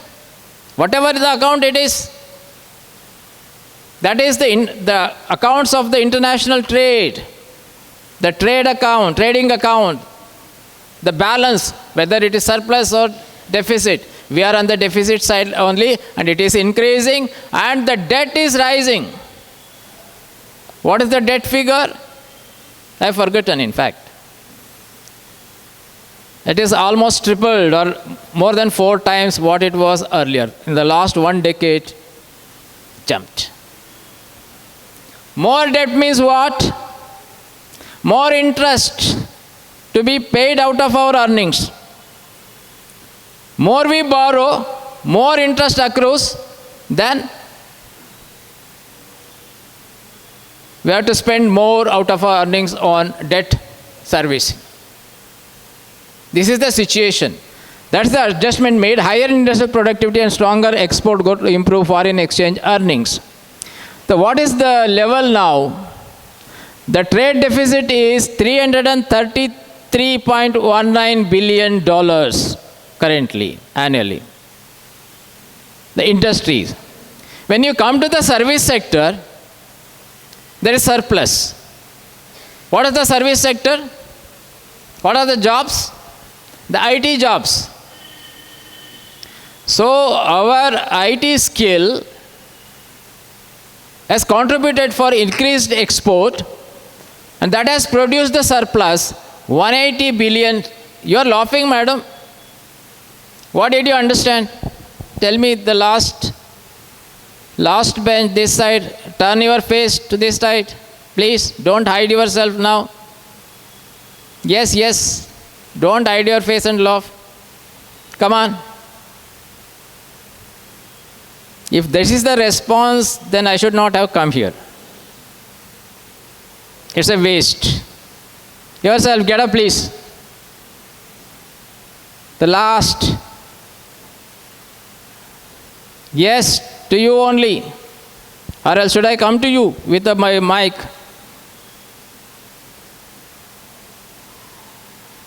Yes. One in Columbia University. I will straight away jump to the topic now. 2 great research works.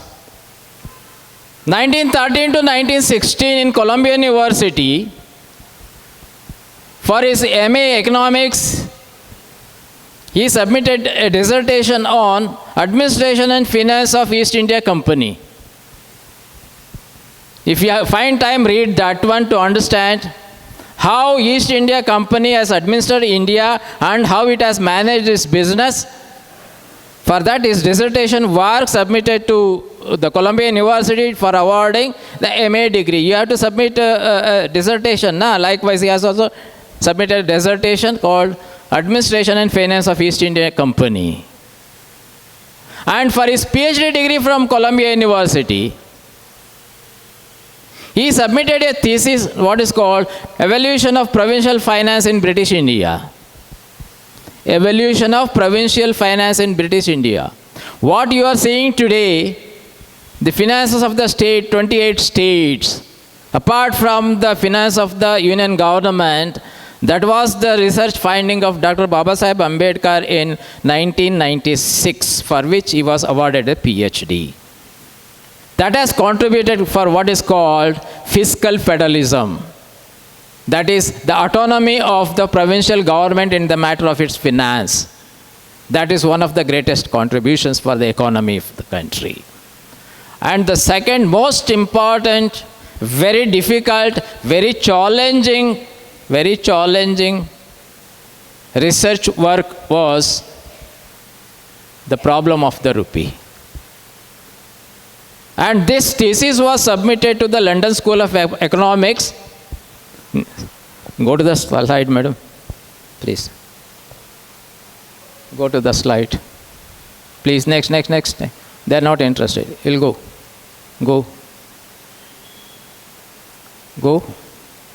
to the next. Or come to the first slide. Come. Control home. Control home. Come to the first slide. Start now. Yeah.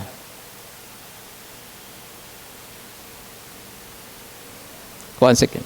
First slide. Commerce. Yes. You're not able to get this? The problem of the rupee. Go to the slide. Or else can you give me that? I will operate. Yes. Look at this. Topic of the day is this one. Say this thesis submitted to London School of Economics and Political Science for award of Doctor of Science degree. Not the PhD. It's postdoctoral degree. The difference between PhD and DSc is that in PhD an analytical thesis will entitle the researcher to have that PhD, analytical. But in DSc, a novel contribution should be there. New thing has to be invented. Not in the existing and improvement, no. A new thing, totally a new thing has to be invented and then reported. That is exactly what he did. And this DSc degree, the research work takes minimum 7 years for any researchers. Whereas a PhD, 3 years. For a DSc, minimum 7 years. And only 2 people who got the DSc from India, that is one Dr. Babasaheb Ambedkar, another is Dr. K.R. Narayan, who was the President of India. Only 2 people got the DSc degree. Say, the difficulty, the time, in what difficult times he did this research work. And why did he do this? That's the question. See, there is a break. Immediately after completing his studies in Columbia University from 1913 to 1916, he goes to London School of Economics. From when? October 1916, he goes to London from Columbia, that's US. Travels in ship and goes to London. Then stays up to July 1917. Immediately gets a call from Baroda state government. The head of the state government was Sayajirao Gaikwad, who has sponsored the scholarship to Dr. Ambedkar's studies abroad. Immediately after his BA degree from Elphinstone College, Bombay, he applies for the scholarship. Then he was awarded scholarship by the Maharaja Sayajirao Gaikwad or Baroda state. You know the scholarship amount? So here the PhD scholars, they get the fellowship. What is the amount? Something like 25,000 rupees.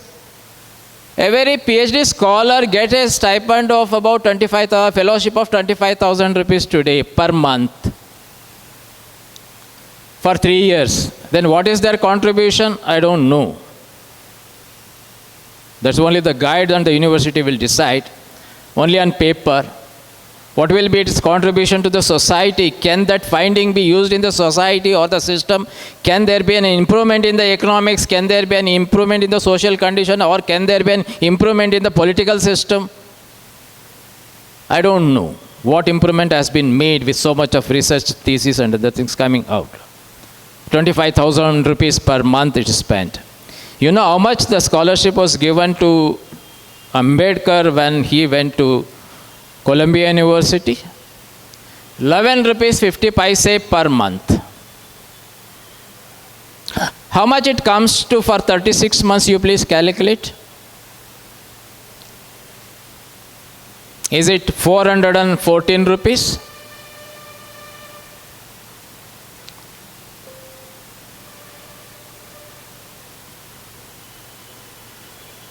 Right? 11.5 into 36.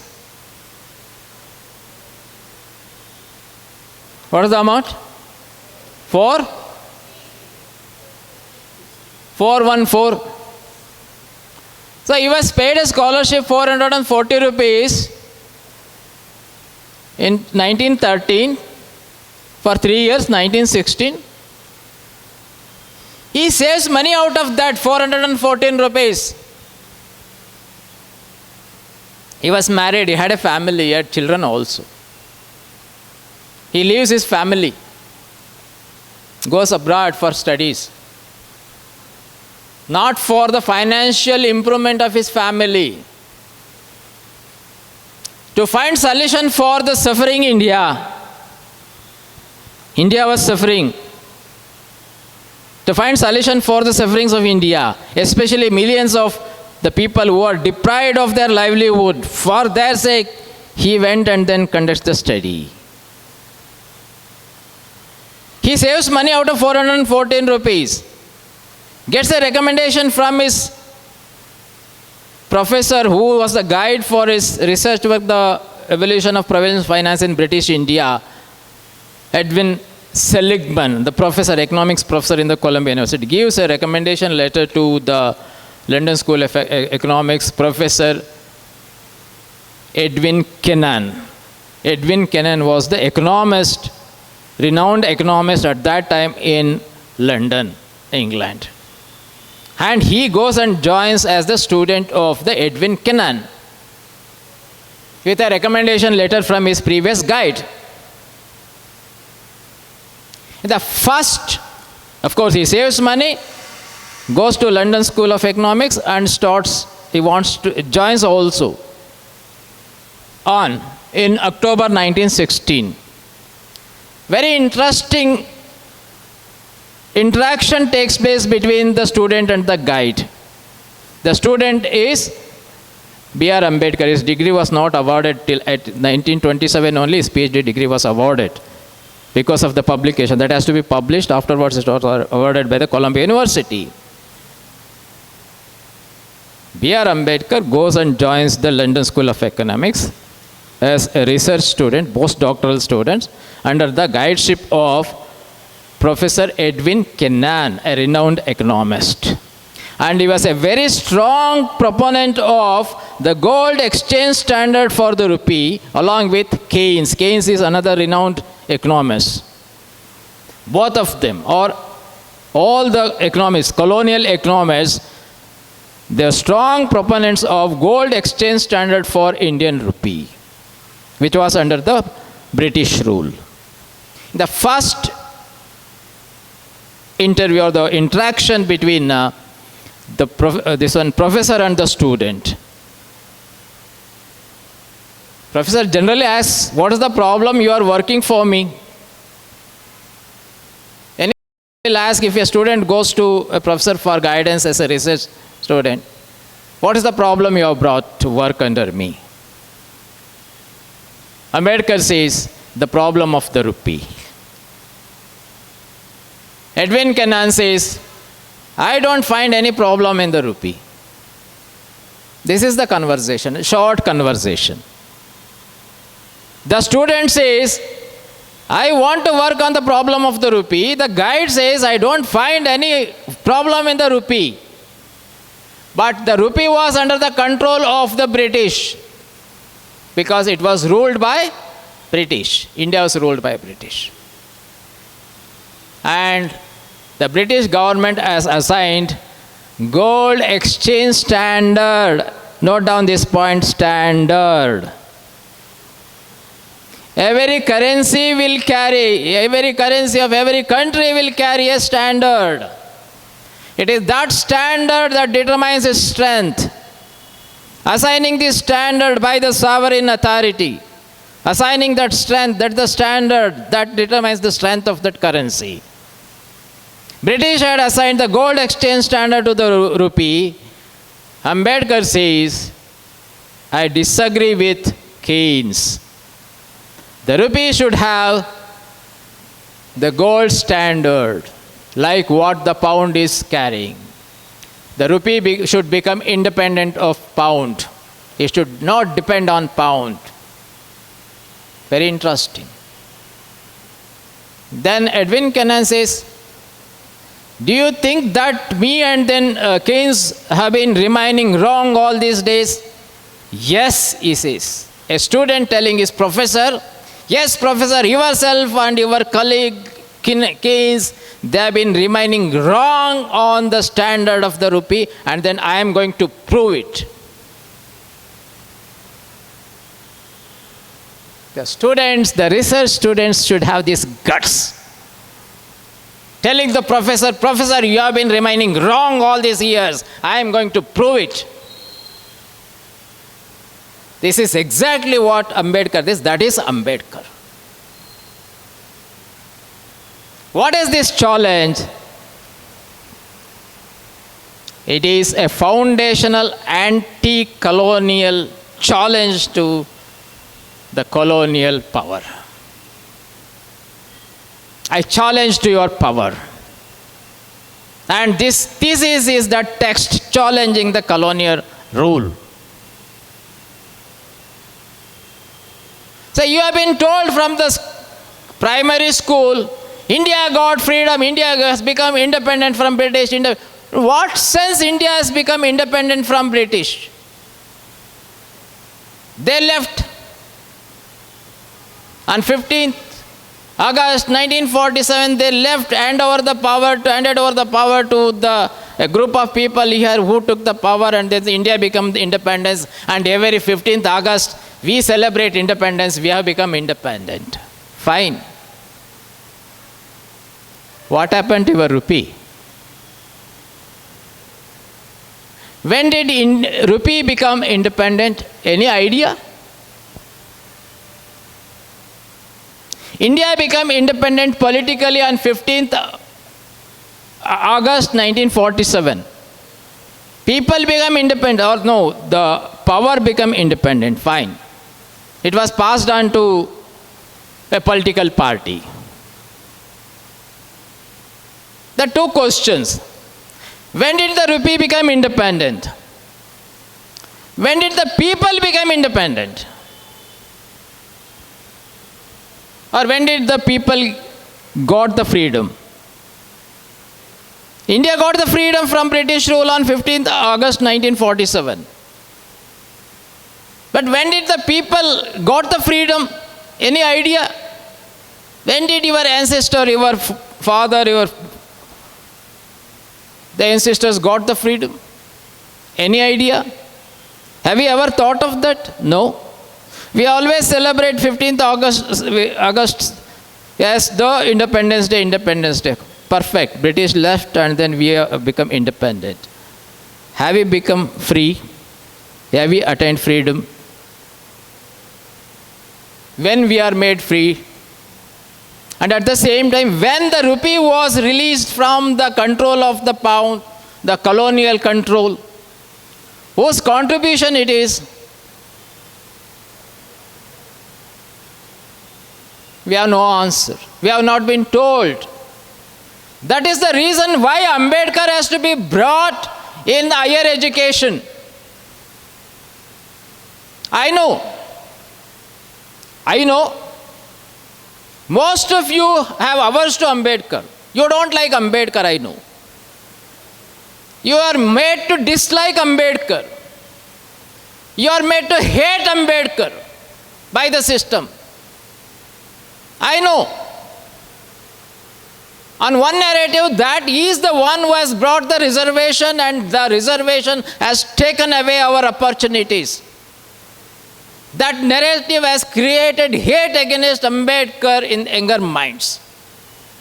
But it is the hate created in order to suppress Ambedkar, in order to not make Ambedkar available for the country,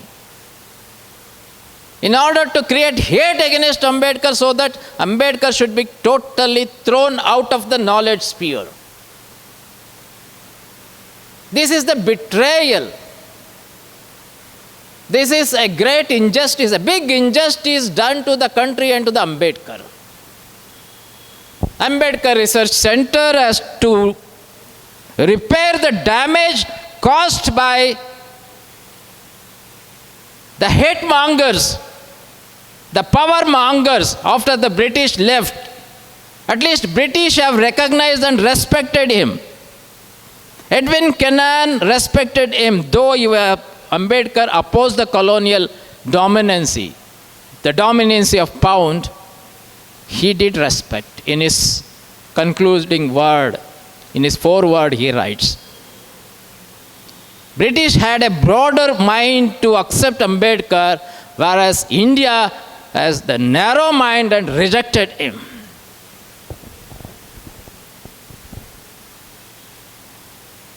He suppressed. He was not brought to the mainstream knowledge. The one who has challenged the colonial dominance of the currency. On the other side, you said, yes, your rule, put an end to your rule, fine. What will happen to your rupee then? It should continue to suffer under the dominance of the Western currencies, especially the colonial currency, the pound. Now it has become the dollar. Dollar has replaced the pound in dominance. That's why Indian currency is failing. It is suffering the historical wrong. You have not answered my question. When did the Indian currency become free? On 1st April 1935, when RBI was established. 1st April 1935, RBI was established. Reserve Bank of India was established.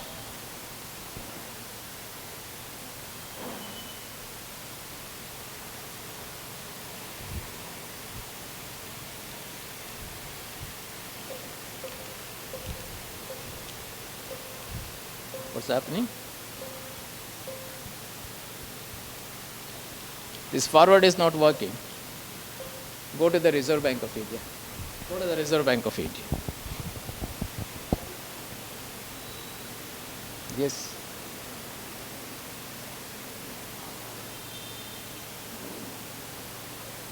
Are you able to read the declaration of RBI? Are you able to read? ಕಾಣಿಸ್ತಾ ಇದೆಯಾ? ಓದಲಿಕ್ಕಾಗುತ್ತಾ? Is it possible for someone to read it loudly? Take the mic and read what the RBI has declared on 1st April 1935.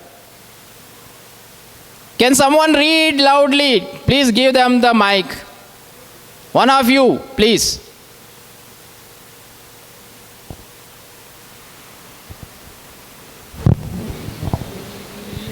Yes, come on.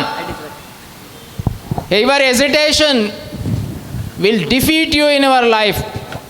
If an opportunity is given you, right or wrong, your hesitation made you to be the subservient to fools who don't know ABCD of democracy, who don't know ABCD of finance. You are made to subserve those. What word I can use? You have been. Come on, read. What is the declaration of RBI on 1st April 1935? The day it was established. Come on, read it. 1st April 1935, Reserve Bank of India, Foundation Day. RBI was conceptualized as per the guidelines, working style and outlook presented by Dr. B.R. Ambedkar in his book. It was titled The Problem of the Rupee, The Origin and Its Solution, and presented to the Hilton Young Commission. The book was set up based on the recommendations of the 19 Royal Commission on Indian Currency and Finance, also known as Hilton Young Commission. It was Dr. Ambedkar's timeless efforts due to which the Reserve Bank of India come into existence. On this day, we pay our hearty tributes to the matter of economics and the champion of human rights, whose vision shaped today's modern India. This is the declaration of Reserve Bank of India.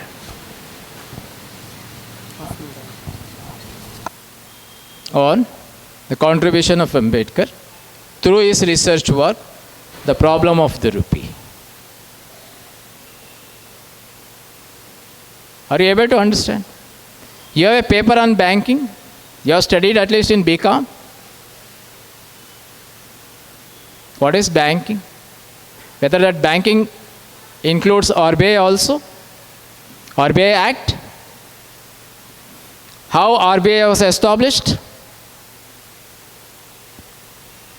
On what ideological base?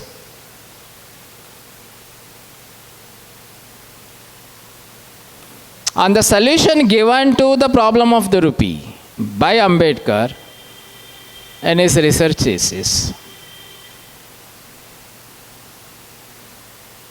Okay, that's a broken period, 1916 to 1917. Then immediately he was called by the Baroda government. Your scholarship time is over. As per the bond executed by you, you have to come back and then serve the state for 10 years. For getting a scholarship of 414 rupees, he had executed a bond that he is going to serve the. But here we are the research students who are getting, the research scholars getting 25,000 rupees per month without executing a bond. For 440 rupees, 414 rupees, Ambedkar has to execute a bond to the Baroda government that he is going to serve the government for 10 years. He cut shorts the research work, such a great research work, the problem of the rupee, returns back to India, goes and joins the Baroda government as the accounts officer. There, of course, it's an untouchable. Ambedkar is an untouchable. And the severest untouchable practice was there in Baroda. The staff never accepted him as an officer. The P1 refused to give him water. The entire staff protested against taking water from the same pot.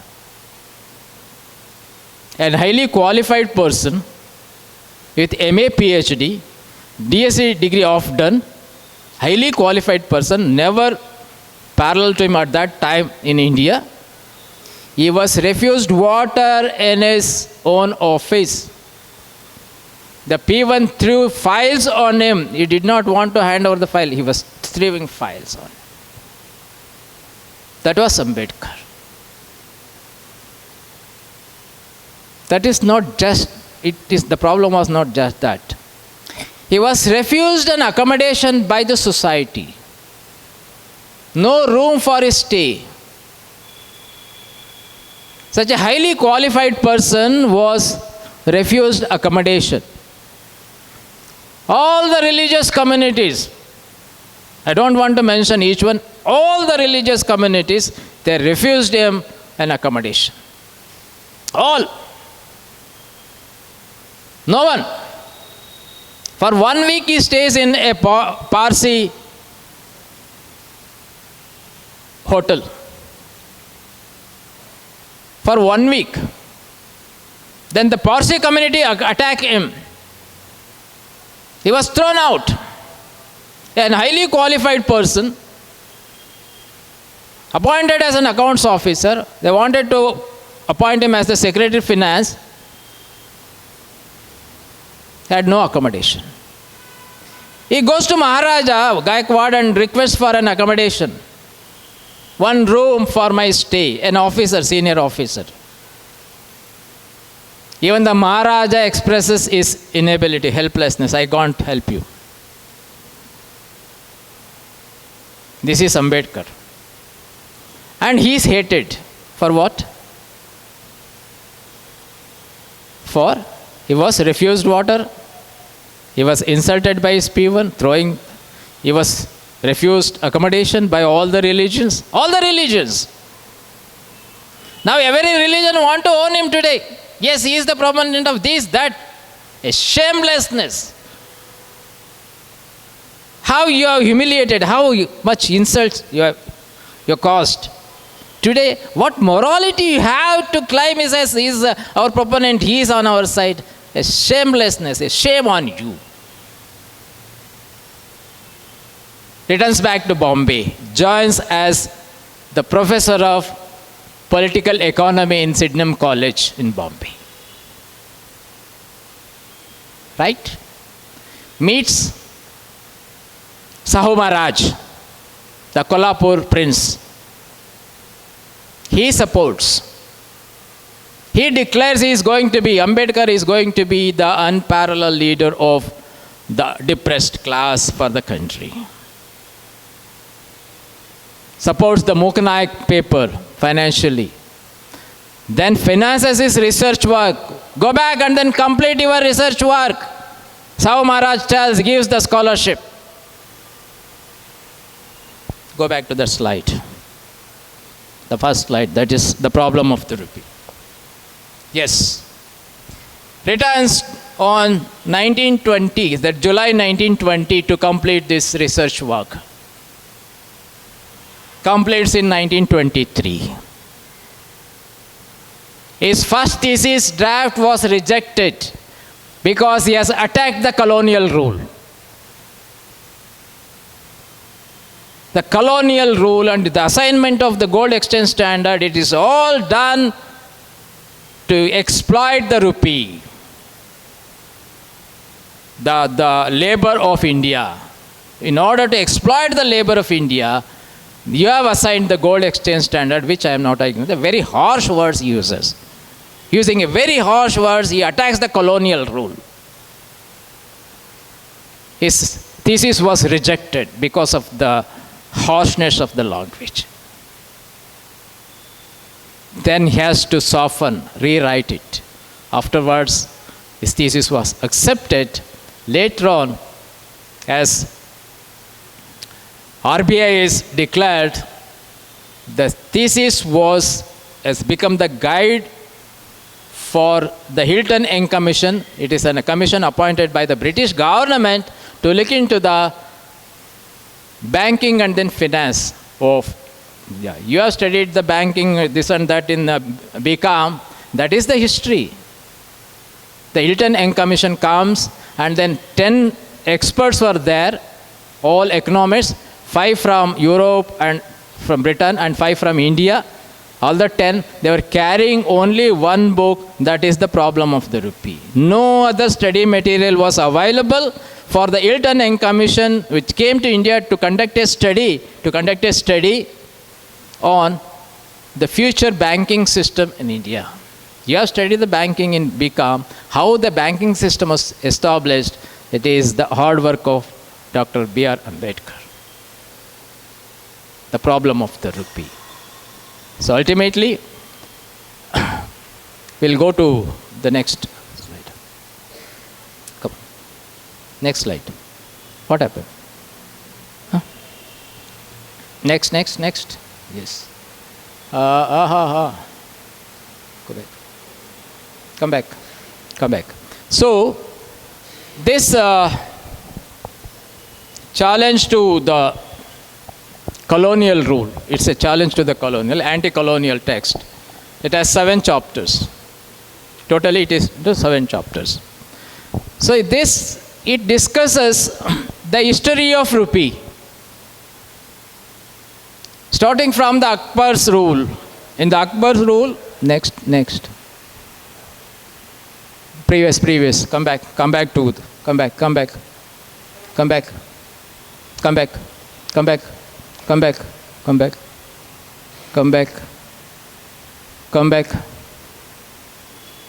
Next, come back.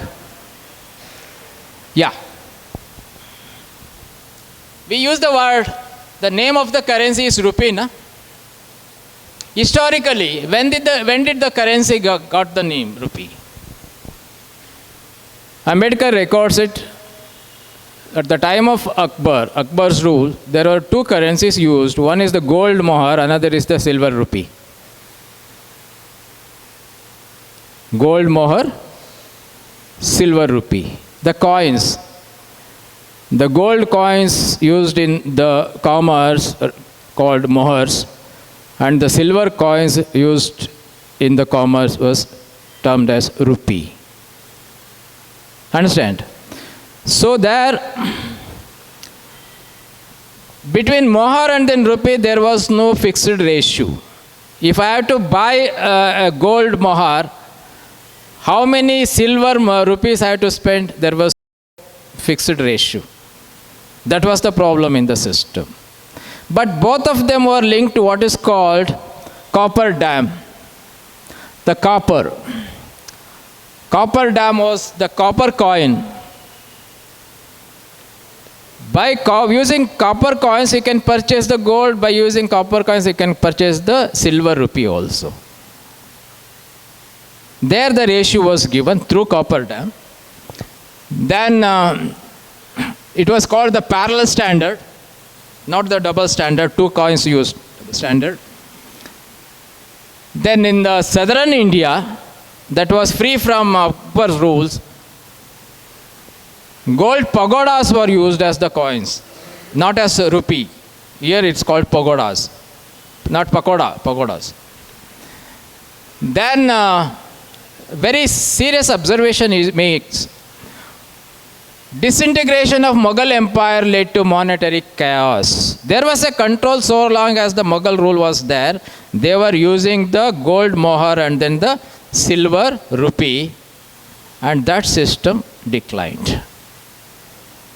The currency started declining at that time because of the instability in the political system in the subcontinent. Then regional rulers debased coinage, and market was flooded with coins of inconsistent purity. So about 562 rulers were there when British came and then left. Suddenly each ruler will have his own currency, right? If I am the ruler of Mangalore and there is another one ruler in Kodagu ruler will issue one currency and then Mangalore ruler will issue another currency.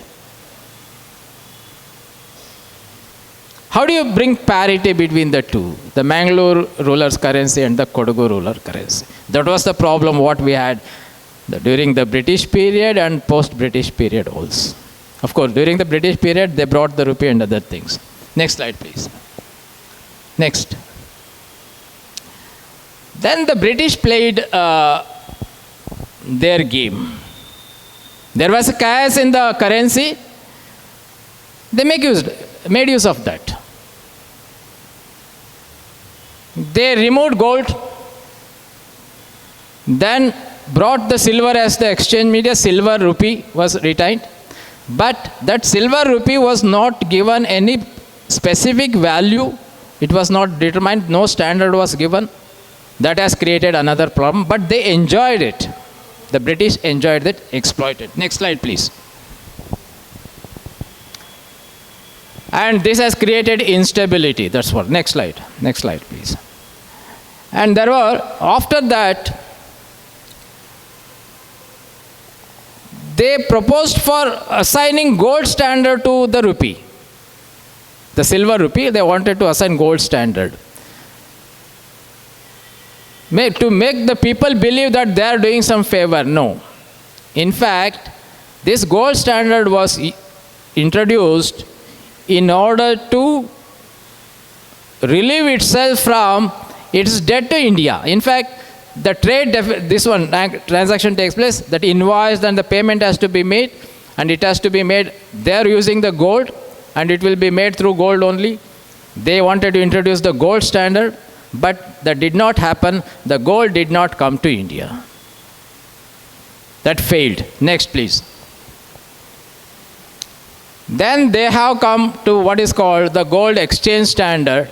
From gold standard, what they proposed, gold exchange standard, in that the pound will have the gold standard and the rupee value or the rupee's rate will be depending on the pound's price in the international market. It will not have the independent currency value.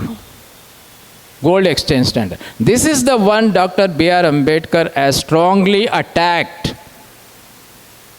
You are under the guise of giving the gold standard, you have introduced the gold exchange standard, and gold exchange standard also weakened the currency, Indian currency, that is rupee.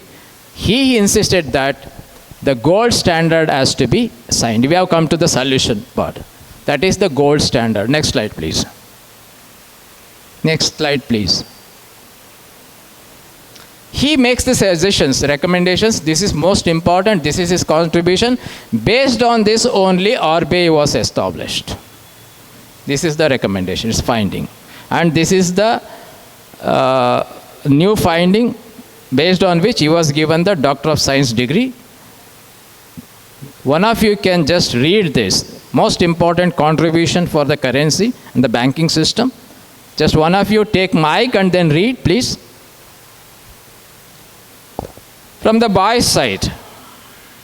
Better you. Yourself, yes. Yourself. The first row, third boy. Come on.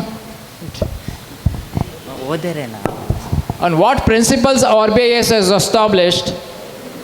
The solution unconventional mechanism, closing the means of both public and government, placing a fixed and absolute limit on the rupee issue, proposes India should adopt an inconvertible rupee with the fixed limit of issues, backed by gold as legal tender.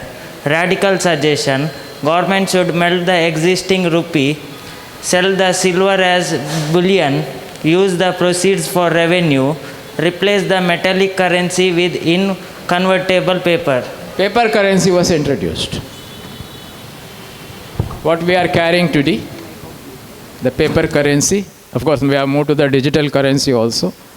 The paper currency is there. Do you have, any one of you have a rupee note of any denomination? Yaar jeb neladru ne idiya? Yourself? What is the denomination? Is it 500? 100? 10? No hesitation. Even if it is 10, open it. Take the mic. Take the mic. Take the mic.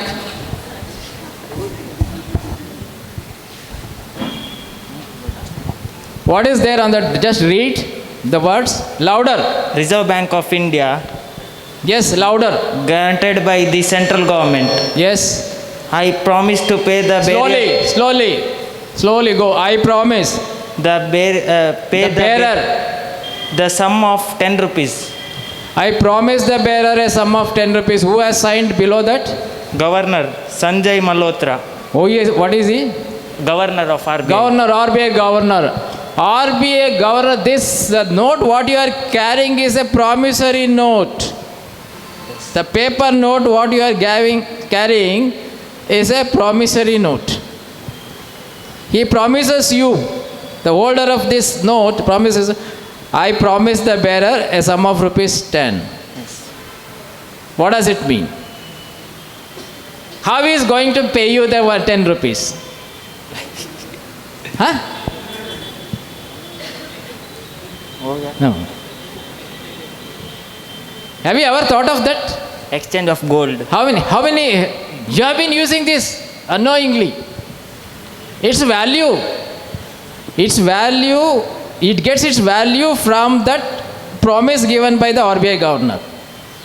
That note gets the value of 10 rupees by the promise given by the RBI governor.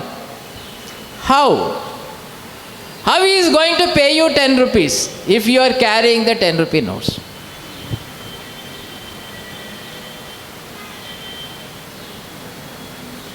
That means he has assigned the 10 rupees value to that note. That is the purchasing power of that note. He has guaranteed the purchasing power. It's guarantee, it's a promise that I am going to, I pay the bearer of this rupees 10. That's a promise.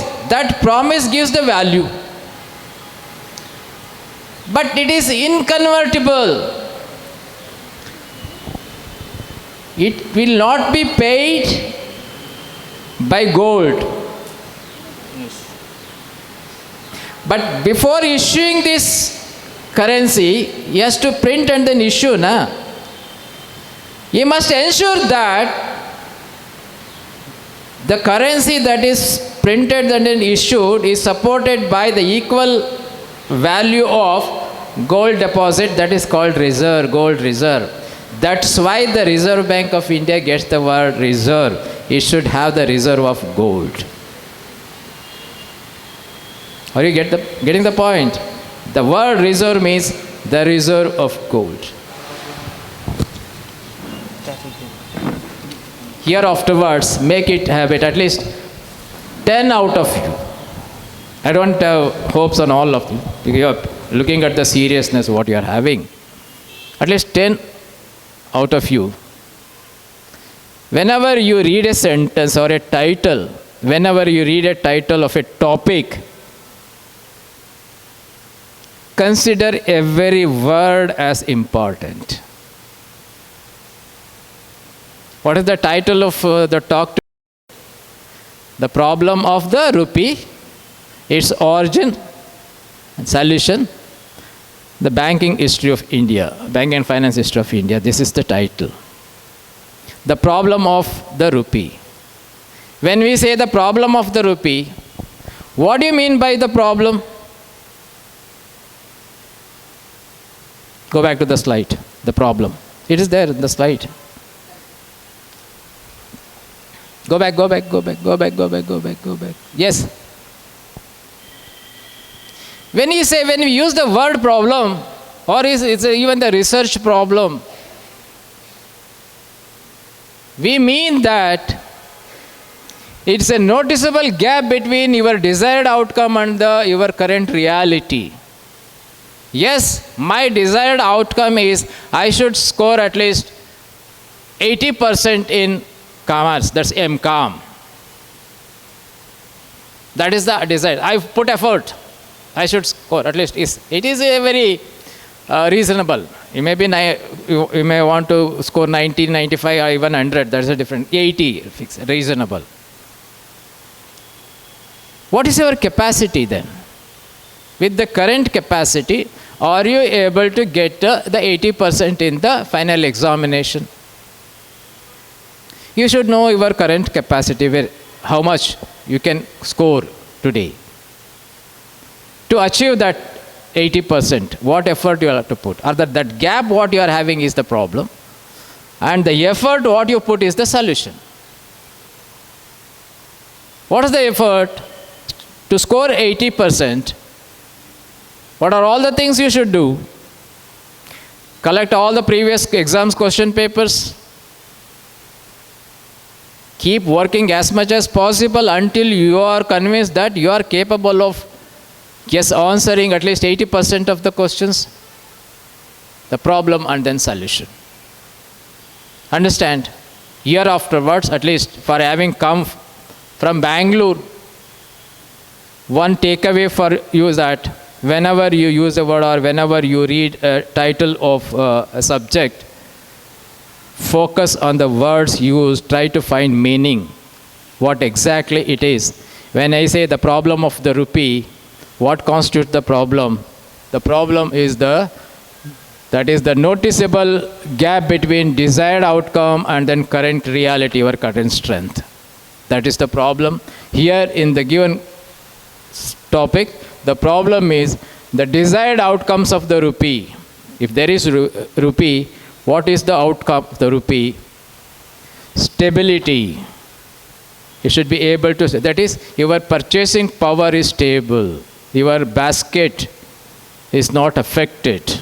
Your basket of grocery, your basket of some comforts or education, health is not affected. That level of stability should be able to give. Another is the parity in the international market. When I transact in the international market, when I have to buy another currency for the transaction, there shall be parity maintained. The 3 rupees 30 paise that was existing in 1947, that was dropped down to 96 rupees. It's a lack of parity. What are the causes for this lack of, or the disparity that you have seen? Right? Then current reality, rupee has to face the challenge of inflation in the domestic market, and at the same time, disparity in foreign exchange created by the dominant currencies. The thing. So, ultimately, coming to the significance of the research finding of Dr. B.R. Ambedkar, out of which that is the problem of rupee, the research finding. RBI was established. What is RBI doing in the banking system? What is the role of RBI in the banking system? It is called the Central Bank of India also. What RBI is doing? You have studied banking in BCom? RBI Act, the bank law you have studied. What is the role of RBI? That is the contribution of Dr. Baba Sahib Ambedkar. What is the role being played by RBI in the economy of India? That is the contribution of Dr. B.R. Ambedkar through this research work, and the contemporary significance being what RBI can do to stop the depreciation rupee against dollar. Whether RBI is adhering to the norms or the recommendations of Ambedkar in the problem of the rupee, or deviated from that, whether that deviation is responsible, is the cause of the depreciation, this is the question. The fall from 3.3 rupees to 96 rupees, keep analyzing reason. RBI is responsible for that to maintain the parity. Why RBI has become weak in maintaining the parity or strength of the rupee? Where the things went wrong? Why RBI is weak? It is not the weakening of rupee. It is weakening of the institution, the central bank, that is RBI. RBI has to explain. It is autonomous. It is not under the control of government. It is a banker to the government. The banker can't be a subordinate to the borrower. Government is the borrower. Government is a customer.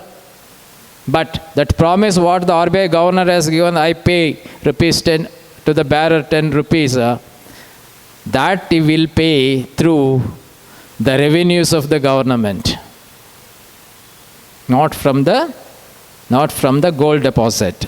That is why it is inconvertible. No gold will be touched.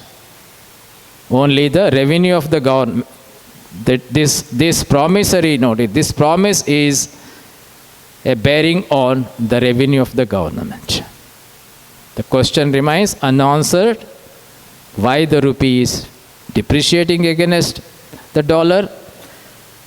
Who is responsible? Whether the dollar by itself or the RBI or the politics? You find the answer. I wish from tomorrow onwards, at least one or two of you will seriously think on that, or if you are planning to go for a research work after MCOM, some of you can take up this problem because it is a serious national problem affecting the economy as a whole. What are the causes of the depreciation of rupee against dollar? So with that I am concluding. In fact, there is a lot of other things which I should have discussed with you, but I am not finding that level of response what I expected. I am really disappointed that way. I wanted to deliver a lot. This is almost 2 weeks preparation for me.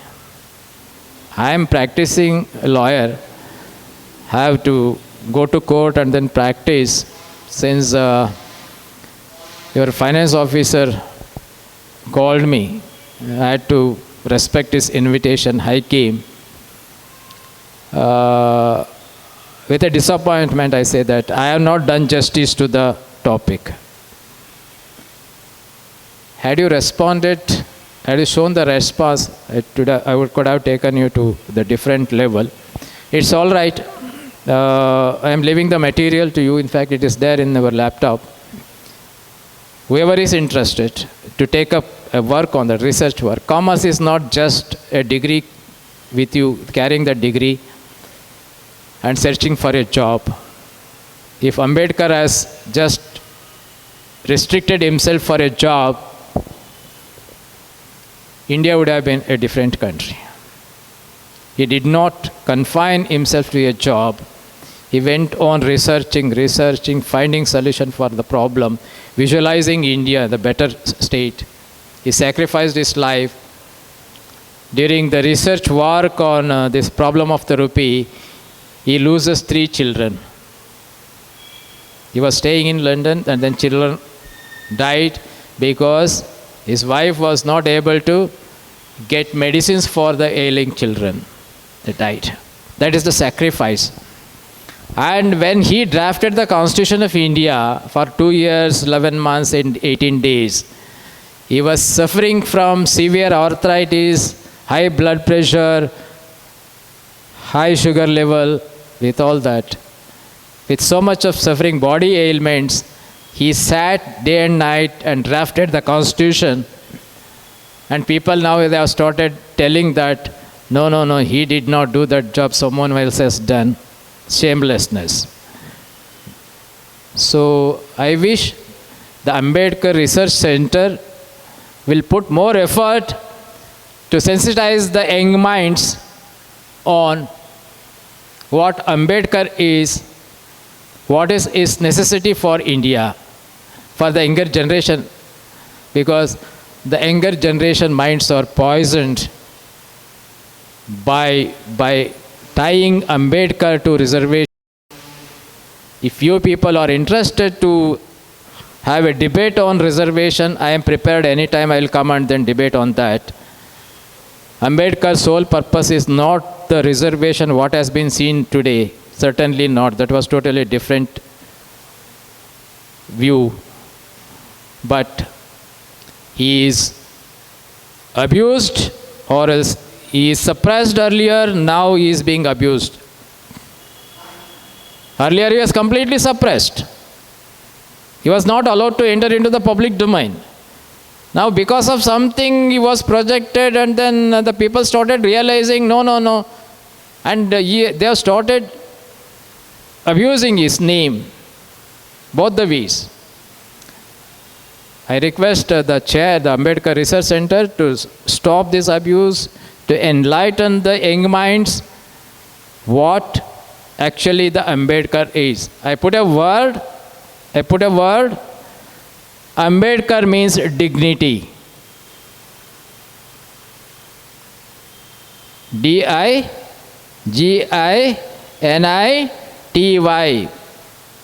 If you say Ambedkar, it is synonym for dignity, the Indian context. Dignity. Can anybody tell me, where do you find this word dignity prominently? In the preamble of the Constitution? How many of you have read the preamble of the Constitution? Now it is made mandatory in the colleges to read the preamble of the Constitution. This word prominently appears. The preamble has 3 resolutions. We, the people of India, having solemnly resolved to constitute India into sovereign democratic republic and to secure to all its citizens justice, social, economic and political, liberty of thought, expression, belief and faith, equality of status and opportunities, and to promote among them all fraternity, assuring dignity of the individual and unity of the nation. Now integrity is added, of the nation. These are the 3 resolutions. The 3rd resolution being to promote fraternity among them all. What do you mean by fraternity? Bandhutva. To have a feeling of fellow Indian. He is Indian, I am Indian. That is fraternity, nothing else. Bandhutva, a feeling of love and affection. We are fellow Indians. We are Indians. In that, dignity of the individual, especially for women. Remember, you can't have a dignified life. Can you walk alone in the midnight? in the main road. Any of you?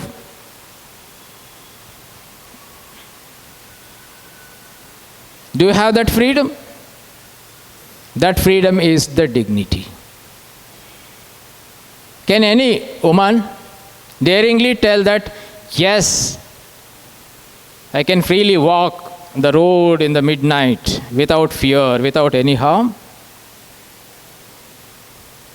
That is exactly what Constitution aims to achieve, the dignity. That is the ambition, that is the vision of Ambedkar. Dignified life to everyone. Ambedkar means dignity. Find the meaning of the word dignity. Kannadadalli ghanate. Ambedkar means ghanate. To understand the word dignity, you should know Ambedkar completely. Then only will understand the word dignity. India can understand the word dignity that is there in the Constitution preamble if they realize and respect Ambedkar. Otherwise, the word dignity in the preamble has no meaning. With that, I am concluding. Thank you. If there are any questions, you are free to ask. Otherwise, we will conclude. I had a lot of hopes, in fact, high expectation. No. My students, in fact, I am proud of my students. Some of them rise to the very high positions in the government also.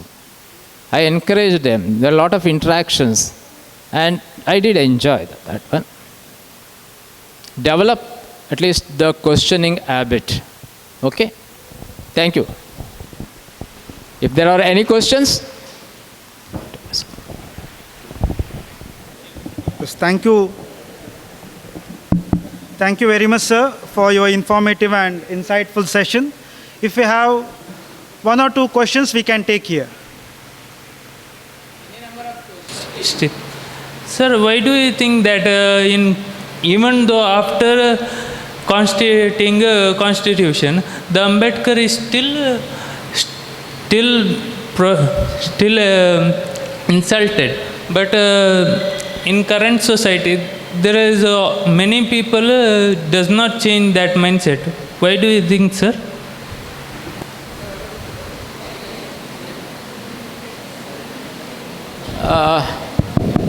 Fine. The narrative. Ambedkar did not write constitution. That is there. Yes, it is influencing the young minds. The foolishness behind this narrative is that constitution is not a document to be written. It has to be drafted. A student of the constitution law, I am telling. Say, insulting Ambedkar. Why he is insulted? First of all, if you go back to the history, the present situation, what I said, I don't give complete 100% credit to Ambedkar, and Dr. Ambedkar did not take 100% credit to him. With regards to the credit to be given on the drafting of the constitution, one has to read a book published by Prasar Bharati, that is the title is Selective Speeches of Ambedkar in the Constituent Assembly.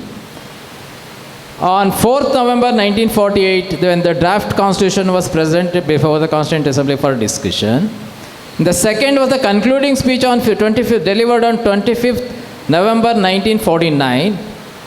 He says that it is not my sole contribution. We are all contributed, he admits, magnanimously. Fine, you just repeat it. The way you are talking, the way some of the people are talking, and then the way, and they are highly influential people, not that they're not ordinary. If a student talks like that, we ignore, he doesn't know. They are highly influential people and influencing the society. And then selectively is being used. Yes, he was insulted before he emerged as a leader. I told you the Baroda incidents. Even refused to give him water. Files. Yes. Files through hands. So he was throwing the file on a... In fact, I was also an accounts officer. If I had been treated like that, I would have slapped everyone. Yes, why should we tolerate? Office is office. Behave like an official. That was the situation. He was insulted. From the childhood he was insulted. Today also they are trying to insult him, telling that, no, he is not the one who has drafted the constitution and he did this and that. Nothing like that. Read Ambedkar objectively. Know what is Ambedkar and then talk. That is what my point is. Right? I am happy if the people are understanding, especially the young minds are understanding Ambedkar very objectively. I don't say that he must be understood in this way only. You understand him correctly, especially from your perspective. You are the builders of the nation tomorrow. So our time is over. We are leaving. Handing over the nation to and you have to take forward the nation. There you have to lead a dignified life. You have to build a nation like that. In that perspective, you must understand thoroughly well what Ambedkar and why did he took so much of pains in drafting the constitution or building an institution like RBI or creating fiscal federalism. What made him to do that? Understand that. That will be really great rewarding. Yes. Sir, You got the although he had drafted the constitution, there was a concept that reservation rights. But in that constitution, he also gave the solution for it. It should be applied for certain years, right, sir? Okay, this is the misconception. Reservation is wrongly understood. Say there are three provisions of reservation. One is in education, another is in employment, the third one is in the politics. Understand? Article 15.4 provides for reservation in education. Article 16.4 provides for reservation in employment, public employment. Then Article 330, 332. 330 for the parliamentary reservation, 332 for the legislative reservation. This legislative reservation was meant only for 10 years. And there is no time limit prescribed for the reservation provided in Article 16.4 in employment. And even under 15.4 in education, there is no provision. So long as there is caste discrimination, caste prevails in the society, this discrimination comes in the way of fair opportunities. If the people sitting in the selection committee or the KPSC of different castes go and appear before the KPSC, will realize they will select their own caste people, ignoring. Your merit has no value at all. I was actually in one of the selection committee, I was an expert. I have seen that. The KPSC. Caste. Throw away this caste. Baba Sahib Ambedkar came up with the recommendation, annihilation of caste. How many of you have read this annihilation of caste? Running to 90 pages. Liberate India from caste. No reservation. Liberate India from caste. There will not be any reservation at all. Today, the reservation is made by the caste certificate. If there is no caste certificate is issued. Everything will be based on merit. Why caste? Why do we need caste in this era? Is there any justification for the existence, for the continuation of caste? The identity, caste identity, very funny thing. Say these castes are based on the occupations of the agroeconomy. All the castes what we are having caste identity, they actually originated from the occupation identity. We have moved to the agroeconomy, to industrial economy and the service economy. Then why should the caste identities continue in the industry than the agriculture if it is based on the occupation? The occupations are changed in the industry. The occupations are changed in the service sector. Drivers, the cab drivers. Should we have the drivers caste today? What is their number? Big number. Lawyers. I am a lawyer. Should a lawyer as a caste, lawyer caste, a teacher, a lecturer? What nonsense is this? Why the caste is being continued? It's all because of this nonsensical political ideology. The politics is surviving on the caste and corruption that is perpetuating caste. That is coming in the way. That is why they hated Ambedkar. Ambedkar said, annihilate caste, otherwise India will not progress. But the politics relying on caste only, the seats are given on the caste basis, the votes are casted on the caste basis, the leaders are emerging, caste leaders are emerging, they are ruling India. Where will the caste go? So long as the caste is there, there will be reservation. Who is the culprit? Those who are perpetuating caste, they are the culprits, they are responsible for the continuation of reservation on caste basis. Ambedkar is not responsible for that. Ambedkar wanted 10 years reservation, political reservation, it has to limit it, but it is, yes, reviewed or renewed every 10 years. Why? Nobody is asking. Simply it is renewed. But people are questioning on the reservation in employment. Please read Article 16.4, reservation for adequate representation. The purpose of 16.4 is representation. Reservation is a means.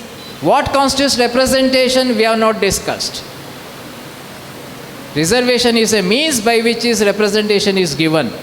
The beneficiaries of reservation are also not aware what for the reservation they have taken. It is totally defeated. The reservation, what visualized Ambedkar, was totally defeated. That is the tragedy. Let us introspect ourselves. Misunderstood. Reservation is thoroughly misunderstood. What Dr. Babasaheb Ambedkar visualized through his reservation, completely defeated everyone. Thank you, sir.